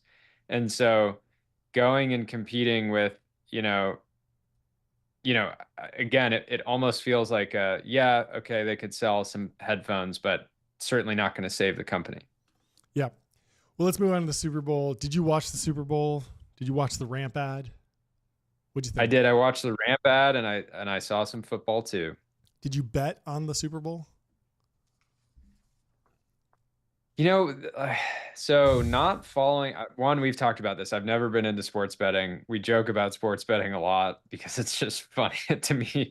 It's just funny. I don't really, I understand why people like to do it, but for me, I was looking, I downloaded DraftKings because I was like, all right, I've gotten enough of your ads. Probably thousands of people have told me to download DraftKings. Let me check it out.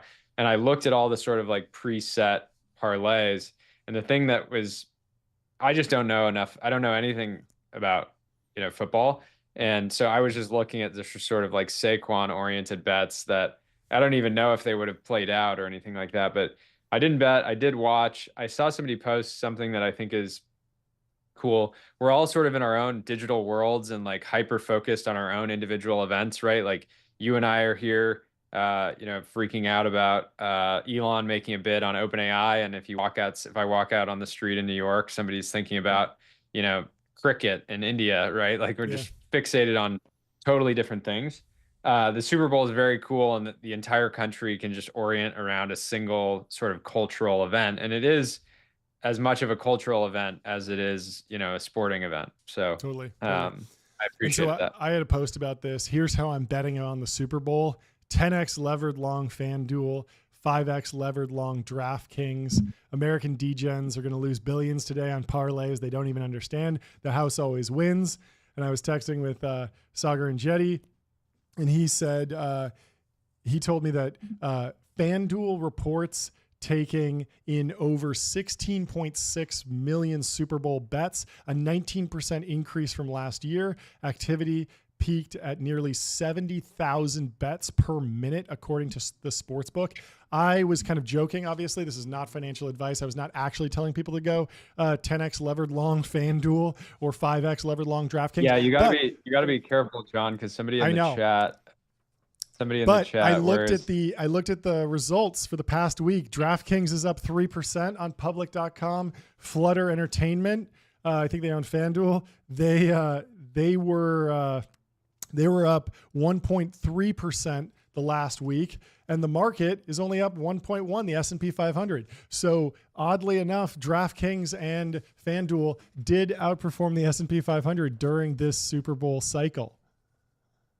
John, we do not, and to be clear, we do not offer financial advice on the show. This is for entertainment purposes only. But yeah, I mean, a lot of that stuff had to have been fairly priced in, just because everything's, of course, always priced in. We'll never tell you what to buy, but we will tell you where to buy it. Go to public.com for all your trading needs.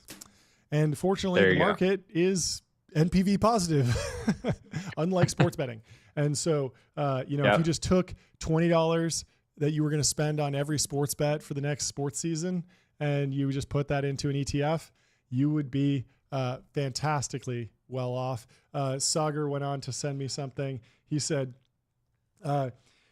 based on the historical data up to April 2024, he said, if you would have invested $200 monthly for 34 months, totaling $6,800, you would have bought 72 shares of the S&P, and the value as of April 2024 would have been $8,700 for a return of 28%. You really can't go wrong. He says dollar cost averaging through February 2025, you'd be up 60% LMFAO. And you're not going to find 60% returns in the sports book, unfortunately. So we recommend staying away from the sports book and heading over to public.com. I mean, not necessarily factually correct, because I'm sure a lot of people last night had, like generational Mahomes haters just for betting the house against him having a rough night, and they probably did well. But more importantly, should we talk about Tom Brady? We should. So Tom Brady was taken to task by Derek Guy, Die Workwear. He says he dislikes the grotesque opulence and flash of modern watches.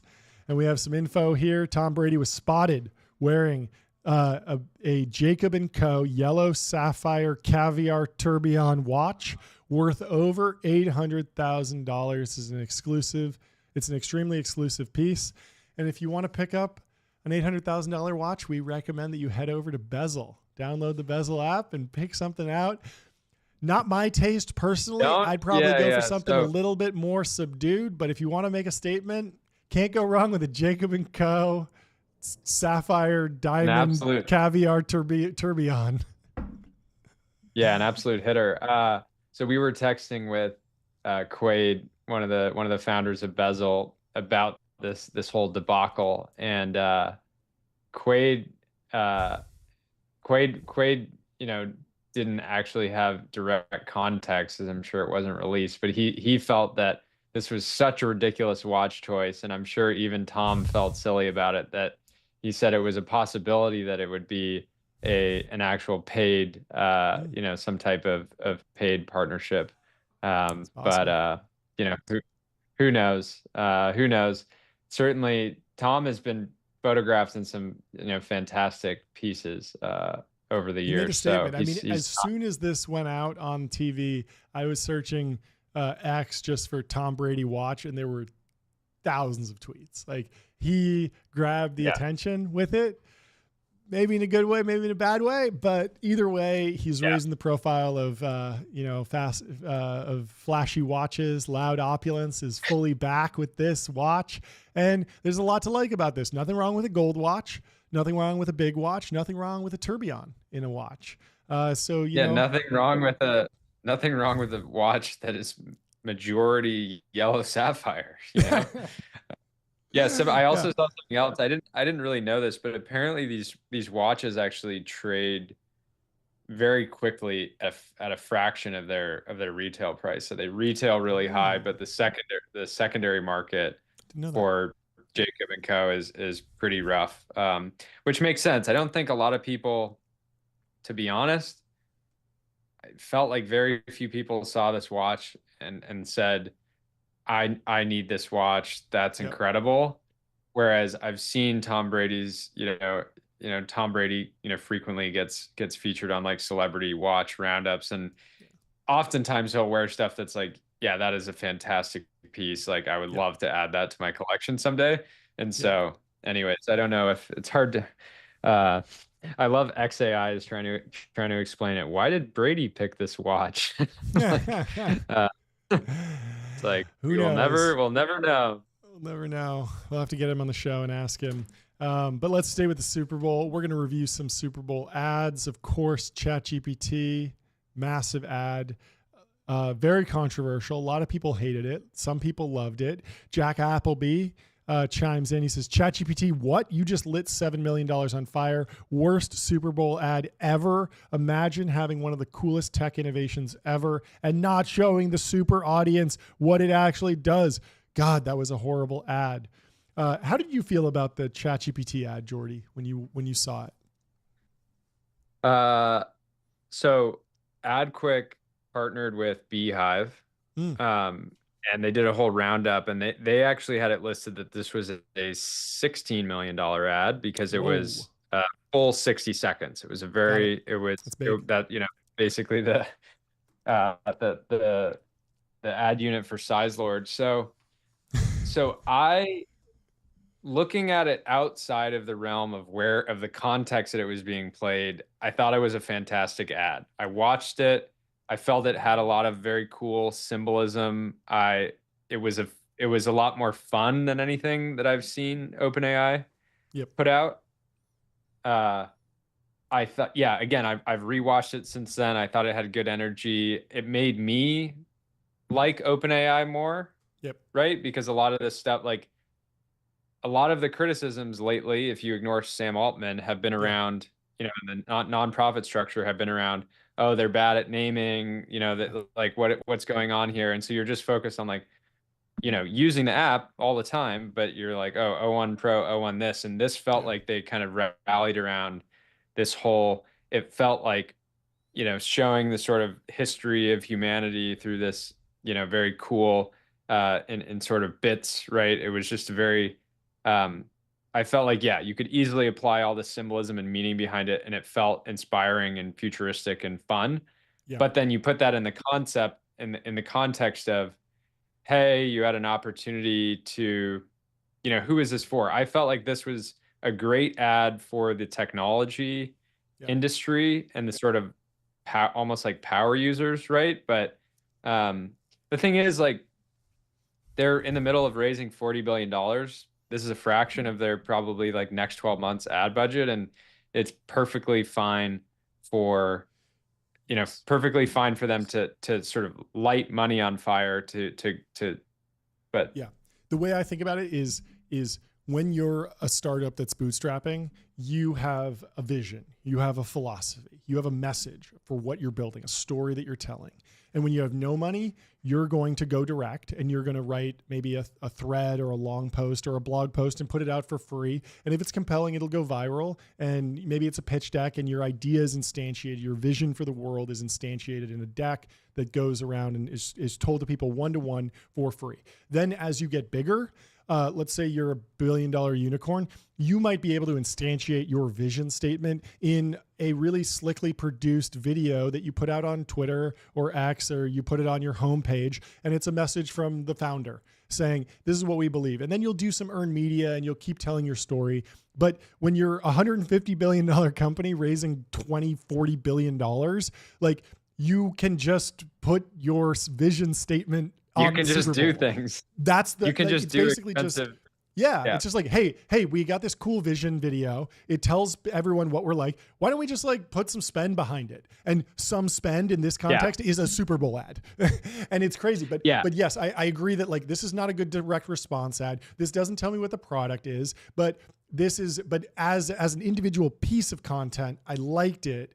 But again, in a crowded room of people that are drinking beers and eating Doritos, like, not the best way to. This almost feels like it should run before a trailer for the next Denis Villeneuve movie. Like, you go see Dune and you see this and you're like, wow, that was aesthetic. The design is cool, the pixelation, the circles, and it is tying into things, but it's pure like brand building. It's not really like, hey, we're here. Here's what you can do. Install the app right now. It's the opposite of the Coinbase ad, which was just a QR code to install the app. It's just like direct response. You know about Bitcoin. You're going to buy it.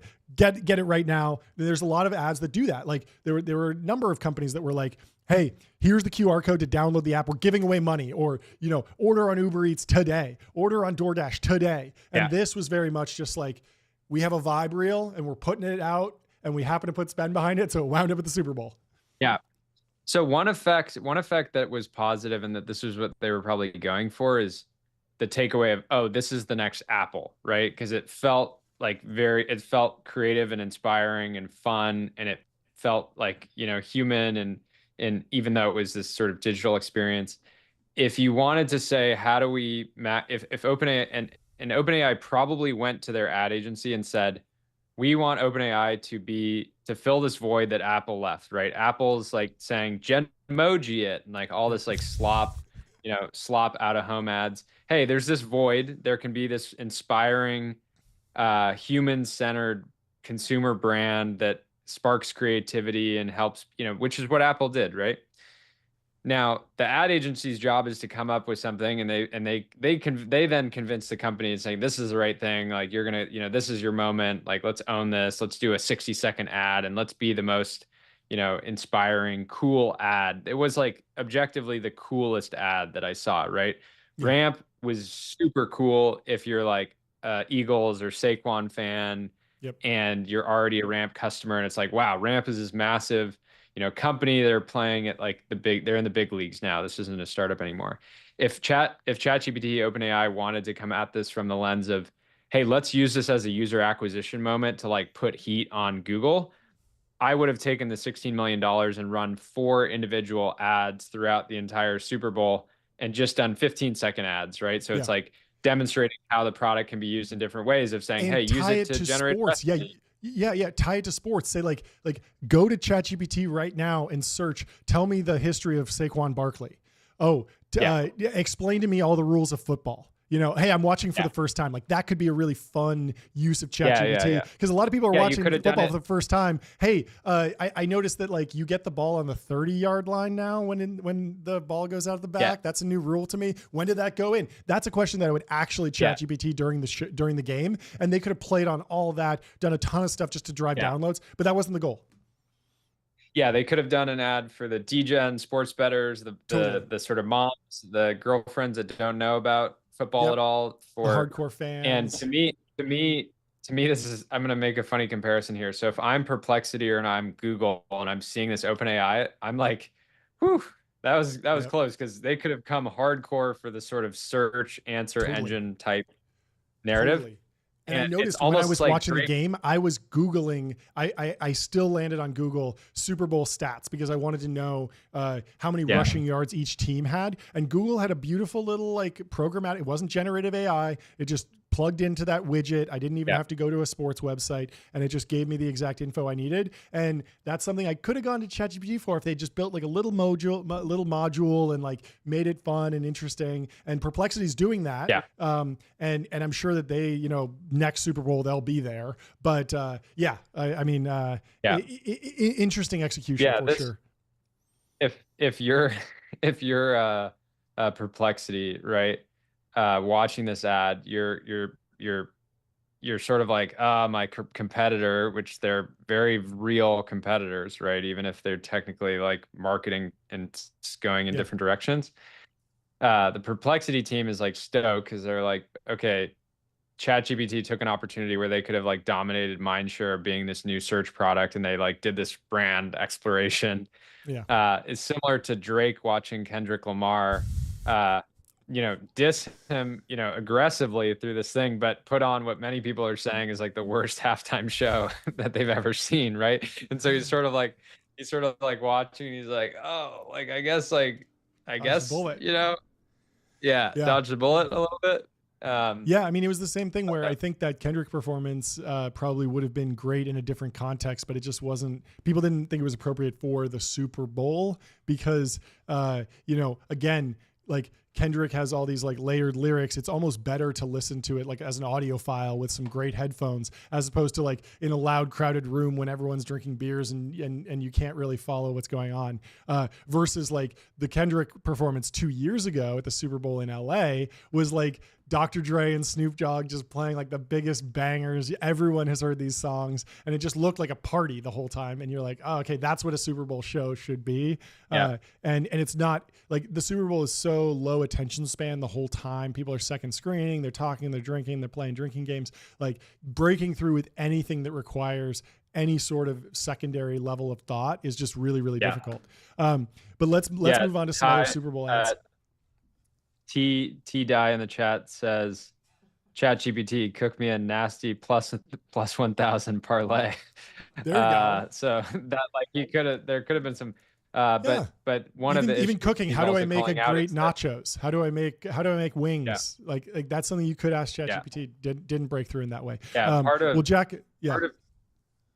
I was just gonna last thing, because you called this out too. He's saying that part of the reason why they maybe just focus on the brand is just like the knowledge cutoff, where if you go into ChatGPT and you search immediately about stuff, and like it actually is not going to be a good experience. It's great if you want to understand when was the last time, what 5 times have the Eagles won the Super Bowl or something like that. It'll nail that, but it won't nail the sort of like actual day-to-day super topical stuff. Yeah, well, let's move on to the ad from the tech company that Jack Appleby really liked.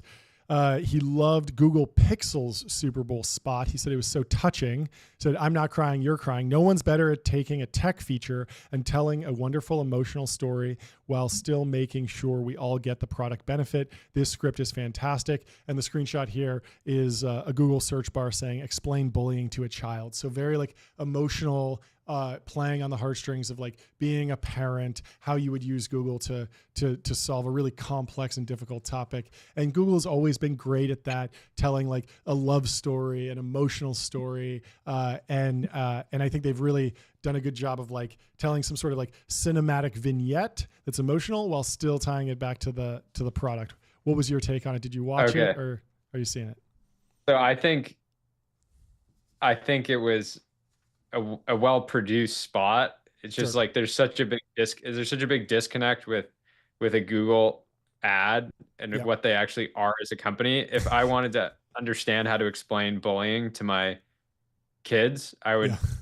I would Google how to explain bullying to my kids Reddit, right? Like Yeah. that's like the actual way that you would get that. Like It's hilarious. imagine getting a Google auto summary of like how, so again, I thought this ad was like very forgettable. I came Yeah. away from it being like, okay, Google is obviously going to run a Super Bowl ad as a Yep. multi-trillion-dollar company.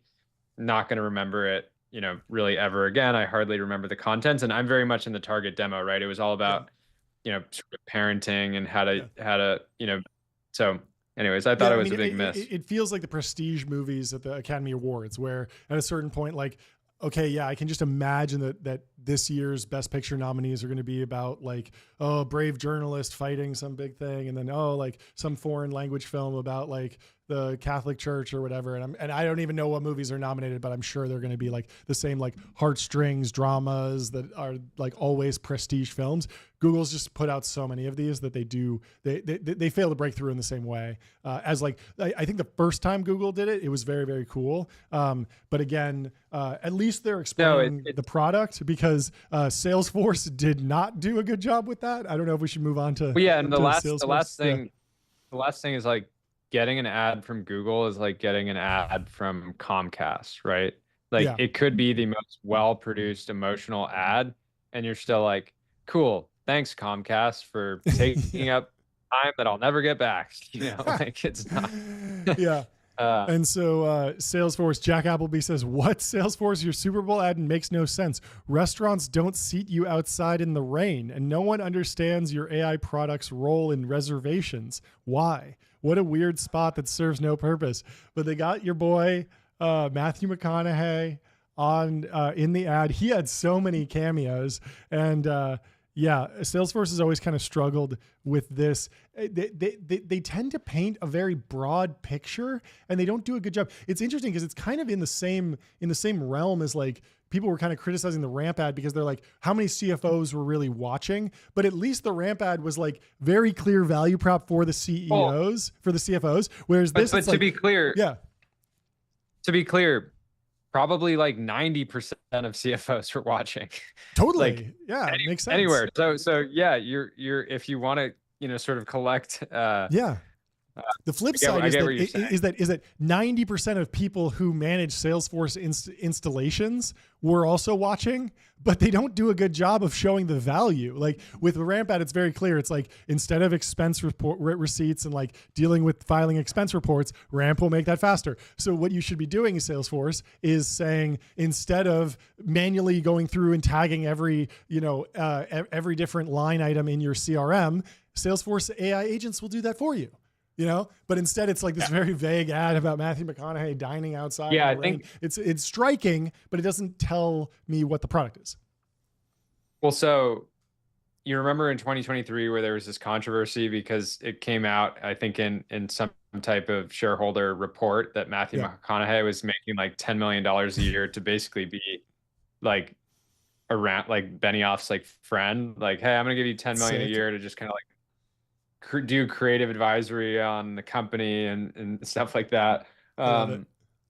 Salesforce is such a, I don't know, that like you get to the point at a company of the size, it becomes, I think branding just gets so much harder at extreme scale, right? Where people have so much experience and their own opinions and feelings about your product that it's really hard to overcome that, right? Like Google is very much like cable for me. It's a utility. I get email from them, I get search, YouTube, things like that.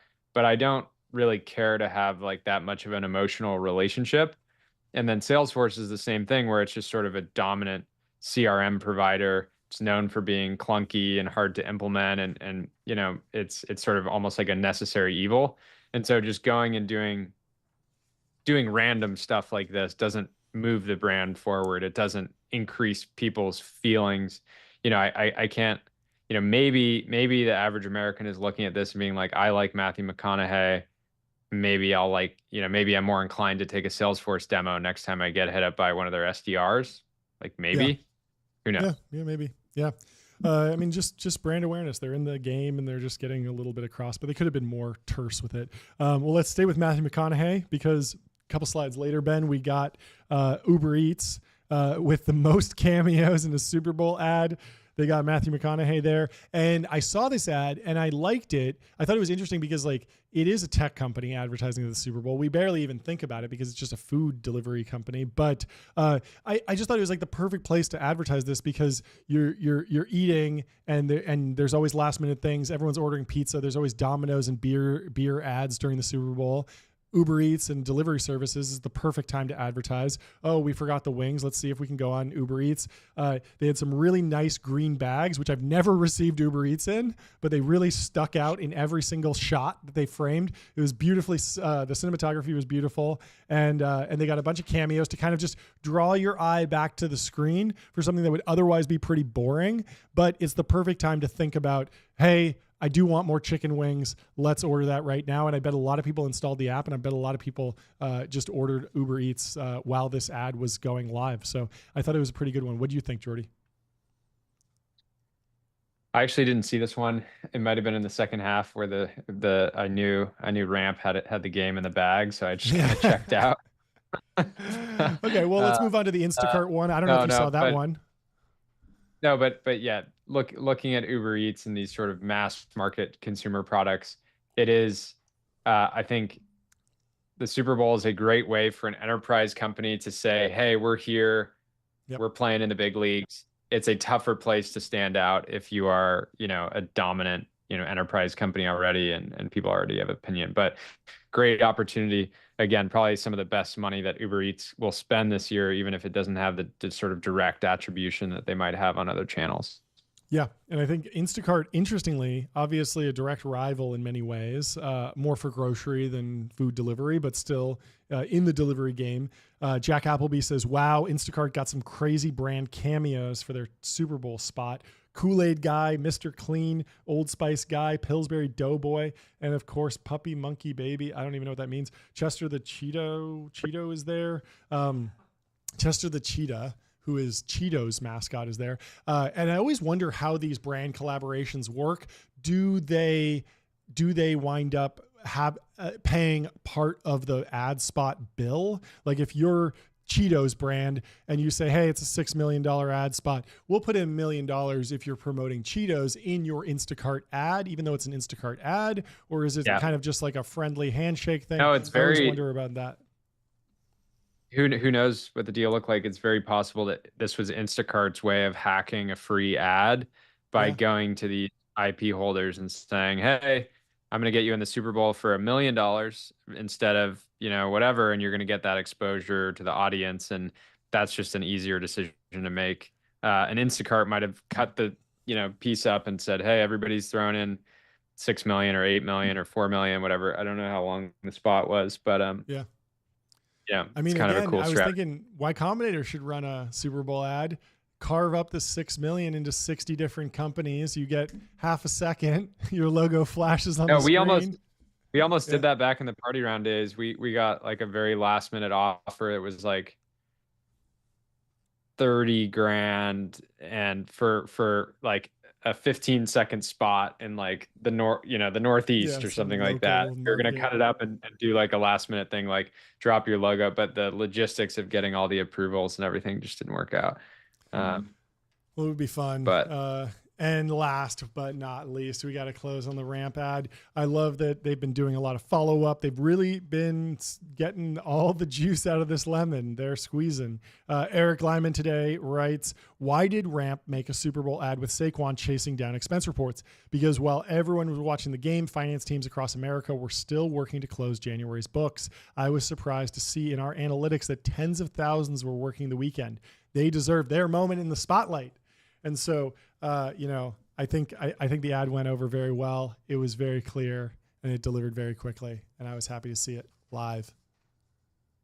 Any more to say on Ramp ad? Absolute dog. Absolute dog. I mean, at the end of the day, I just would highlight again that I feel like Eric and Saquon are basically the same person on just different paths, just humble savages. So it was awesome to see, as much as yesterday was a win for Phillies fans, it was a win for people that like finance automation. So what a day. I said it better myself. Completely agree.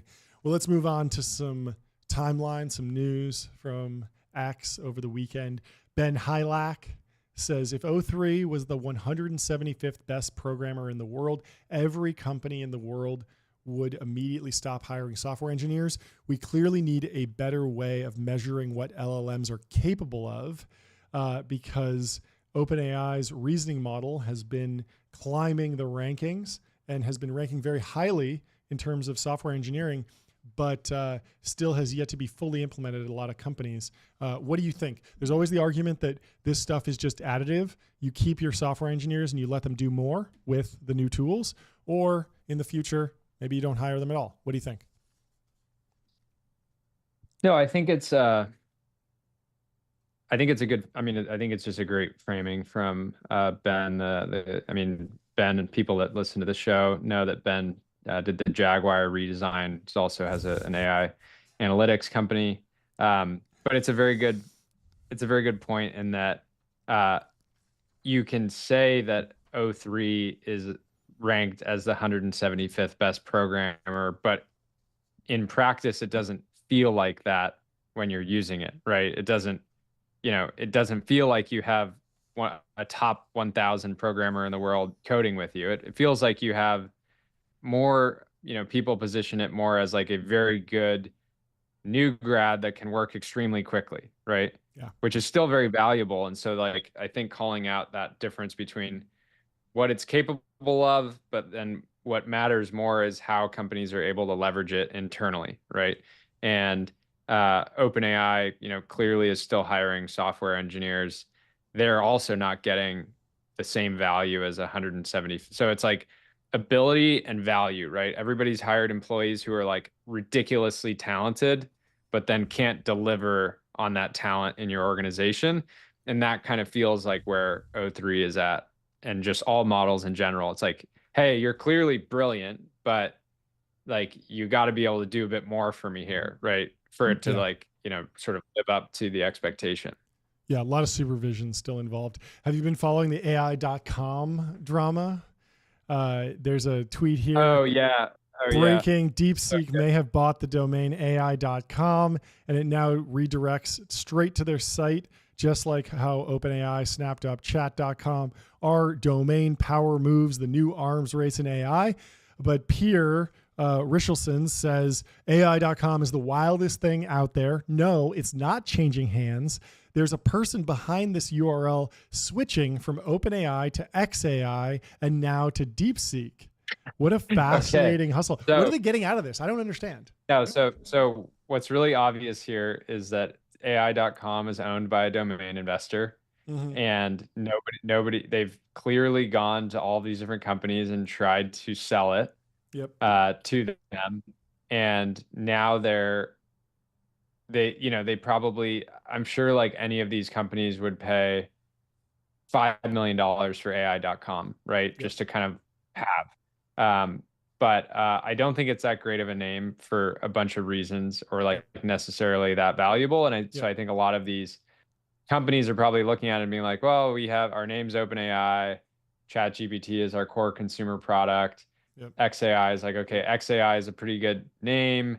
And it's very possible AI.com is saying like, I wouldn't sell it for less than $100 million. And so now they're Exactly. trying to create leverage, and they probably have some traffic. And so they're just trying to create this leverage between the different groups of being like, at any moment, it might go to your competitors. So now Yeah. it's redirecting to you, and now it's Smart. redirecting to you. And so, anyways, Yeah. yeah, it's technically smart. But the thing about the domain space is people are just uh, we talked about that story that Rob had shared from Snagged, where the owners of Instagram.com sold the domain and then sued Instagram later and said, oh, it wasn't sold with, the daughter signed off on the sale, but not the family who really owned it. And they tried to claw it back and all this stuff. So the domain space is like still the wild, wild west. Uh, the craziest domain deal I did was for a domain that was like owned by like a Chinese investment group, which was smooth to their credit, but it was still a weird, like long, months long negotiation. So, anyways, I'm interested to see where this ends up. Um, it could be one of those things that it ends up not even being bought by a new player and gets bought by a Google or something like that. Yeah, yeah, it's odd because obviously, like webbrowser.com was not important in the browser wars. Chrome never, I don't even know if they own Chrome.com. You just go to Google or Bing and you type in install Chrome, and that's the end of that. But let's move on to some amazing news. Eddie Zhu says he got banned from the Columbia hackathon for being too young, so he snuck in and we won. And he said, big shout out to a bunch of people. And yes, we told the organizers and returned the prizes afterwards. Wow. What a heartwarming story. Absolutely cracked kids. Fantastic. Get these Chads in Doge. They're ready. They're ready. They're ready. Yeah. You can just do things incorporated. I love it.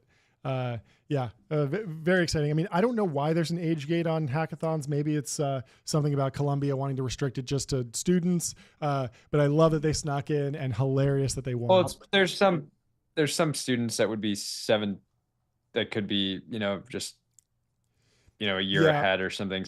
I was thinking it might be some sort of like insurance and like legal liability, because like you're staying up all night at this hackathon, and to be on campus you need to sign some waiver because the school is technically responsible for you. But seems like a victimless crime, sneaking into a hackathon. I love that they built some stuff. I hope that Eddie posts more results of what they actually built. I want to hear about it. I want to follow the story. Eddie, if you're listening, send us more breakdown of what happened. How'd you sneak in? What'd you have to do? Did you have to go out in the back door? What'd you have to do? Leave a door open? Eddie, fake credentials? What are the layers that you did? Were you wearing a fake beard, fake mustache, glasses? Was it 3 kids in a trench coat? I want to know what happened. Break it down for us. 3 builders in a trench. 3 cracked builders in a trench coat. 3 Zoomers in a trench coat. That's the way you get into the Columbia Hackathon. But congratulations on winning. We're very happy for you. And good luck to whatever you build next. Let us know. Let's move on to Dirtman, B-Sack. He says, he's been on the show before. He says, people think making the moon a state is just a meme, but there is a real tangible pathway there. And he shares a video of Newt Gingrich. 13,000 people is what it will take. What does that look like practically? Assuming that Starship can carry 100 people to the moon, that means we only need 130 launches there to carry the people. Let's 4x that. Let's 4x that number for equipment and orbital refueling. That's 520 launches. And so he estimates $60 million per launch. We get $31 billion in launch costs. Totally doable. Less than Stargate, and we have a moon base. And so I love to see people breaking down when the moon should be a state meme broke through and Solana was pushing it. I did a deep dive on moon law a little bit, wrote a thread kind of breaking down how it would actually work. It's fascinating. I think this is going to be a topic of conversation for many, many years to come, and it's going to break through any day. Yeah. And to be clear, us going and renaming the Gulf of Mexico the Gulf of America is just sort of foreshadowing for I don't know. Would we keep Moon as the name? Would we name it New America? Something like that. The proposal is just there's a 51st state and it's just called Moon. And so you're in Massachusetts. I'm from Florida. You're from Moon. The end. And I'd be happy with that. I'd be happy with that. We need a governor. We need, some interstate freeways up there. We need parking lots and Yeah. McDonald's and all the things that make it Yeah, an I told American you. state. I told you for my next son, we were thinking about the name Rocket, Little Rocket Hayes, Oh and yeah. that'd be a cool story. Being like, yeah, I grew up in California. Like I was born in California, but I really mostly grew up on the moon. And it's like, okay, a little bit of nominative determinism there, Little Oh great. Rocket. I love it. Uh, Well, let's move on to some more amazing and good news from real news. Eerie, I guess. The Irishman that was stabbed in the neck today is all stitched up and he's back in the pub.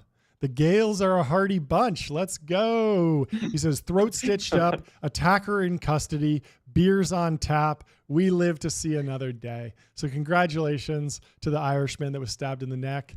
You have fought and won, and we're proud to support you on this program. I never knew that he was stabbed. So this is amazing for me to just see that this Yeah. guy's at the pub. That's really the news for me. Just having a nice time at the pub. So love to great. see it. Well, we got the timeline in turmoil once again. Palmer Lucky says, I'm once again asking ZDNet to publicly retract their bogus 2018 story claiming I was fired for stealing trade secrets after a federal court ruled I was guilty of the same.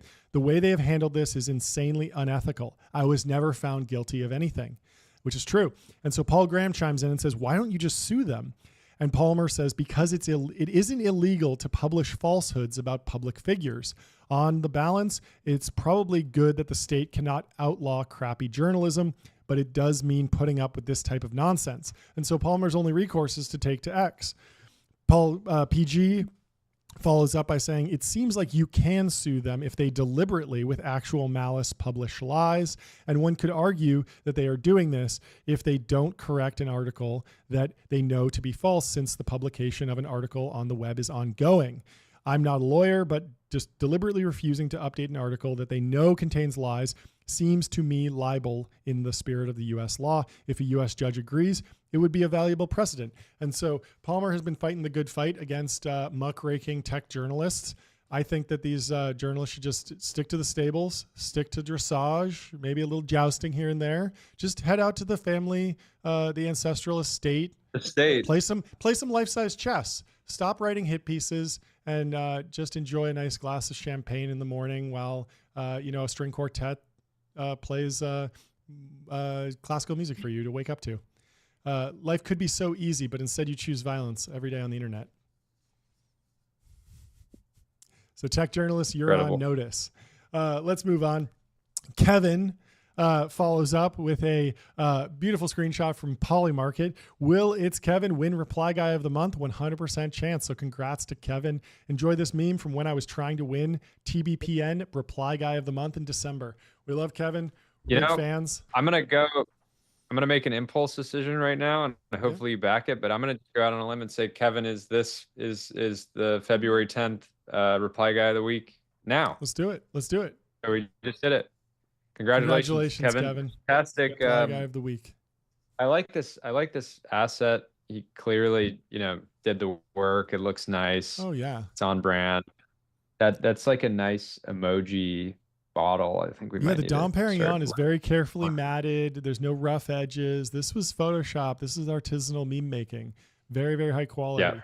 I mean, you can tell with his badge, he's a member of a esteemed meme making community. We've seen this badge all over X, and we're happy to have you in the community, Kevin.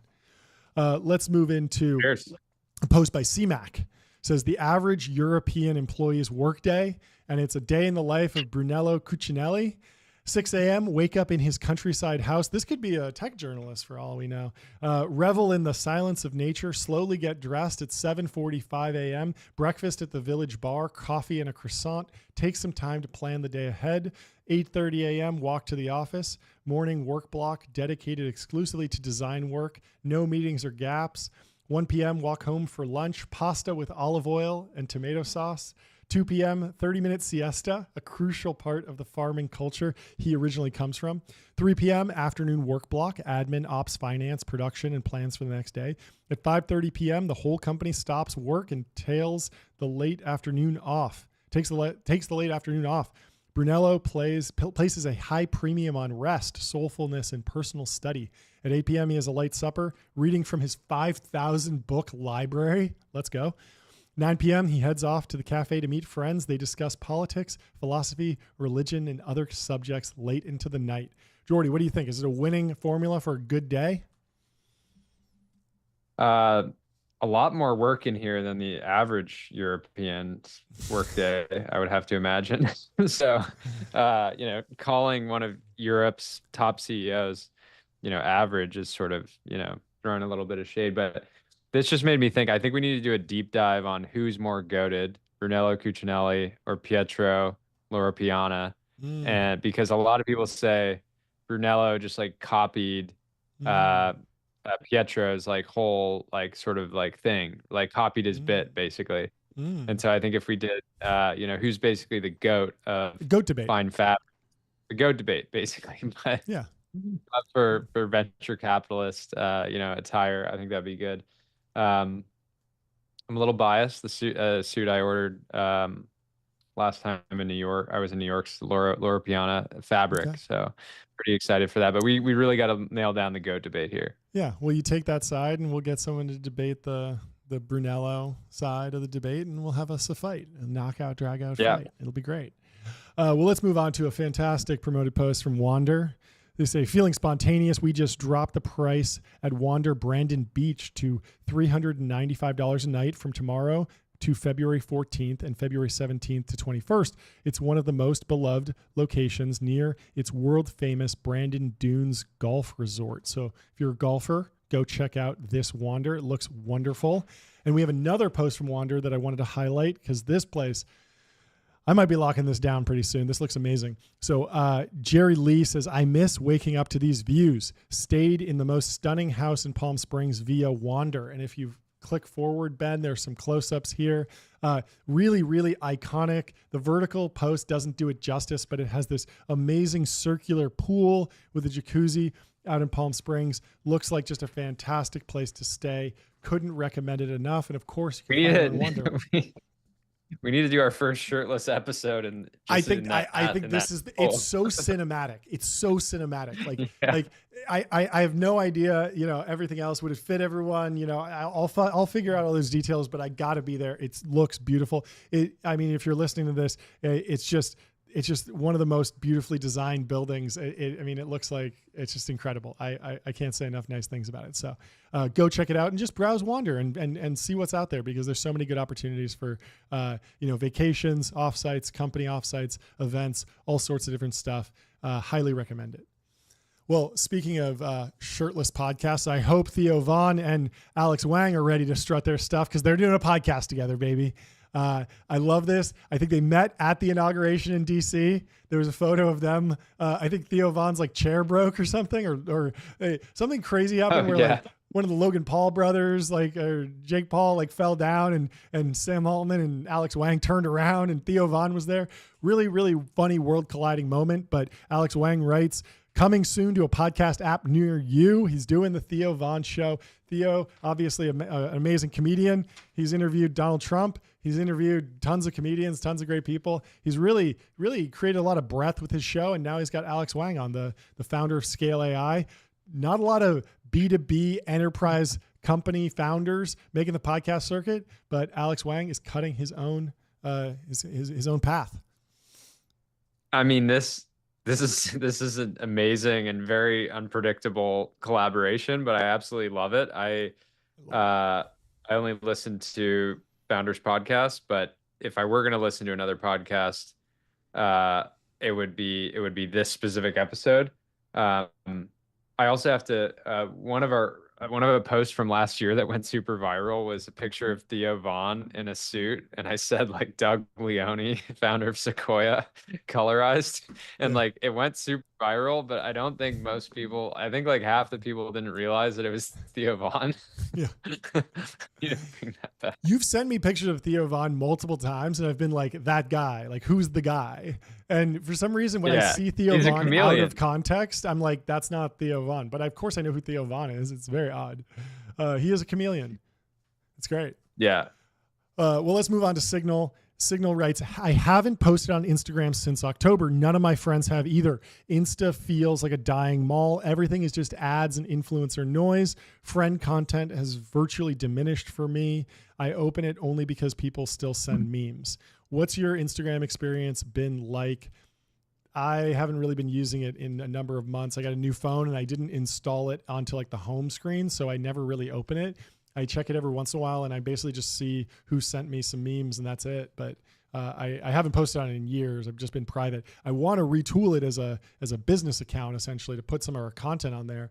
But I don't see it as a way to connect with friends anymore. All of that has moved to iMessage and Signal group chats and that type of stuff. I'm not really connecting with friends on any Meta products right now, unfortunately.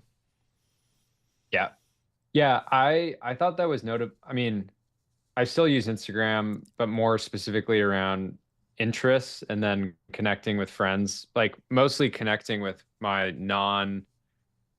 like the vast majority of my, like most important friendships now are oriented around tech and work and business Yeah. and stuff like that. But my non-tech business relationships are mostly on Instagram still. That's where I sort of keep up with there's housekeeping at my door right now, but so I'm gonna have to get that in a second. But anyways, I think it's potentially a dying app, at least for Gen Z and potentially sort of millennials broadly. And the question then becomes, what, what's Zuck's next app, right? Because that Mm-hmm. attention is going to go somewhere, and Mm-hmm. it's important for him to own that attention. And that if Instagram goes the way of Facebook, right, which I legitimately haven't logged into in years, what happens to Meta's business from there? I mean, the weird thing is that like it could go the way of Facebook and it could still retain a ton of user seconds, in the sense that people could just be on there, not creating any content, not connecting with friends, purely watching it like Netflix, endlessly scrolling reels. Yeah. And that's the revenue Yeah. profit maximizing thing, which is a little sad, because the mission of Meta has been for a long time to connect people, and that is cool when they do that. But they do seem to be losing that. I'll read through some more posts. Feel free to get that door if you need to. Let's go to Sean Frank, and Ben, you can pull up this image. He says, their love of the game keeps me sane. And he's sharing a meme. He says, Mom, can we have authentic, enthusiastic tech journalism? And it's a picture of us. Says, no, there's authentic, enthusiastic tech journalism at home. And at home, it's Kara Swisher. And so we love the support from Sean. I told him he should put an ad for Ridge Wallet in this image. He didn't. It was very disrespectful to our culture, but we'll give him a pass this time. But we love Sean Frank and everything that he does over at the Ridge Wallet. Let's move on to Heuristic Rex. I literally laughed out loud at this post. I thought it was so funny. He says, every Emmett Shear post. Of course, Emmett Shear is the former CEO of Twitch, very active poster on X. At one point, he was the CEO of OpenAI for a few days. And it starts out, Emmett Shear, does anyone have any good garlic bread recipes? And then it's the show more replies button. And the last reply is Emmett Shear again. Well, if you subscribe to the Dark Forest theory, sure. But even then, only if the rules of magic are universal, not on those planets. And Heuristic Rex says, what are you people saying to him? And I've seen Emmett go down these rabbit holes and debate. He loves debating AI and all these crazy kind of teapot rationalist themes. He's very deep in the weeds in this stuff. And it's always a fun time to read through some of the threads that he's gone really deep with people on. Because to the point about Instagram not really driving connections, X is a great place where you can connect with people and you can have a full-on conversation in public. And I always enjoy finding someone who got completely derailed from whatever they were saying originally and just couldn't stop replying. It's one of the most fun things weird. to find. Like he's so native to Teapot, yet when he was briefly OpenAI CEO, there was just so much, like everybody was like, wow, this feels super random, when in many ways it was exactly the kind of CEO that sort of rationalist board of OpenAI would have wanted running the company, right? Like sort of this sort of Totally tech intellectual type person. Yeah. who is going to guide, the company very theoretically.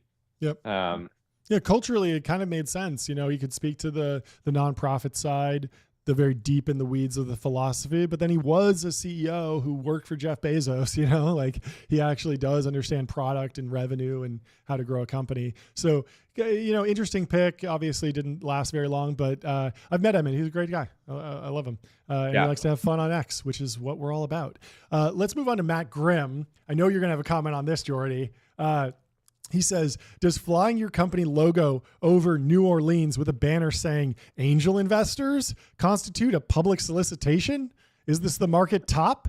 And it's a picture of a plane. Someone bought one of those planes that drags a massive banner with some company. I can't even see what company it is, but I think it's a hilarious way to get angel investors. And if it works out, man, is it going to be a story for the ages. But what do you think, Jordy? Should more startups be renting planes to help close their seed rounds? I mean, if you the main thing is if you need to rent a plane to close, a sub $5 million round, you're probably working on the wrong thing, or you're not you're not that guy, pal. I think I like the creativity, and I think that planes are generally underutilized ad inventory for startups. They're not that expensive, and it's a way to be sort of big and be get somebody's attention. I always see them around LA flying along the coast with like beer ads. And I'm like, that could easily be an ad for, we should start running ads, big QR code banner at the back. Hey, we know you're at the beach right now, but how would you like to listen to a niche technology show? Oh, you mean the number one live streaming show in tech? The number one Not live so stream in niche tech. after all, Jordy. Yeah. But, I mean, also as a consumer, a little bit of a bear signal. If I see an app advertising with angel investors attached, I'm like, is this app even going to be around in 3 months? They seem desperate. It's rough. I wouldn't do it. I wouldn't install it. Yeah. The main thing is the aesthetics of running an ad for your company, which it was, I couldn't see what it was, but it didn't feel like it probably should raise money. And then bolting on by the way. It's so funny that it's bolted onto the back. It's like at the last second, they were like, wait, can we use this to raise money too? Let's just tack this onto the back of the flag. What a mess. Well, instead of buying an ad, if you want to attract some angel investors, why don't you get in the watch game, get something nice on your wrist. When you're out and about, people will stop you. Hey, I like watches. You like watches. Let's do a deal. And so OW Root says normalize small watches.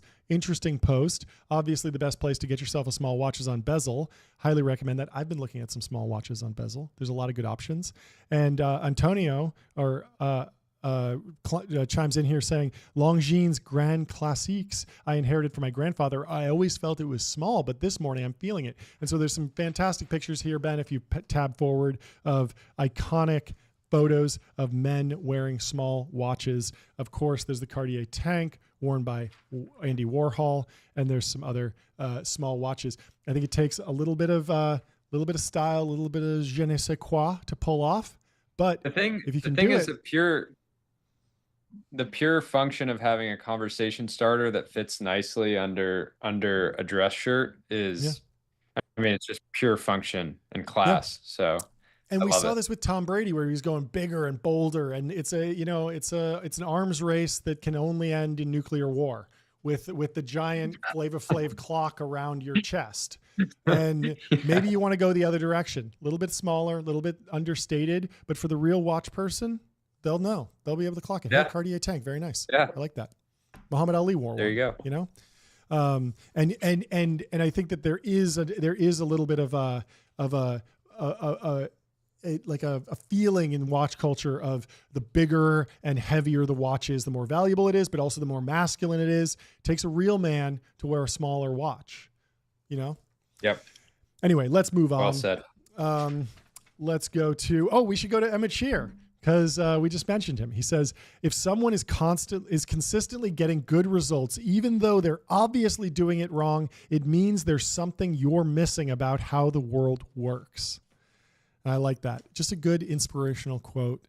to check your priors. If you see someone just winning, even though they're doing something way wrong, this can apply to someone who's just hacking on a project using the wrong programming language, using the wrong tooling, but they're still getting good results.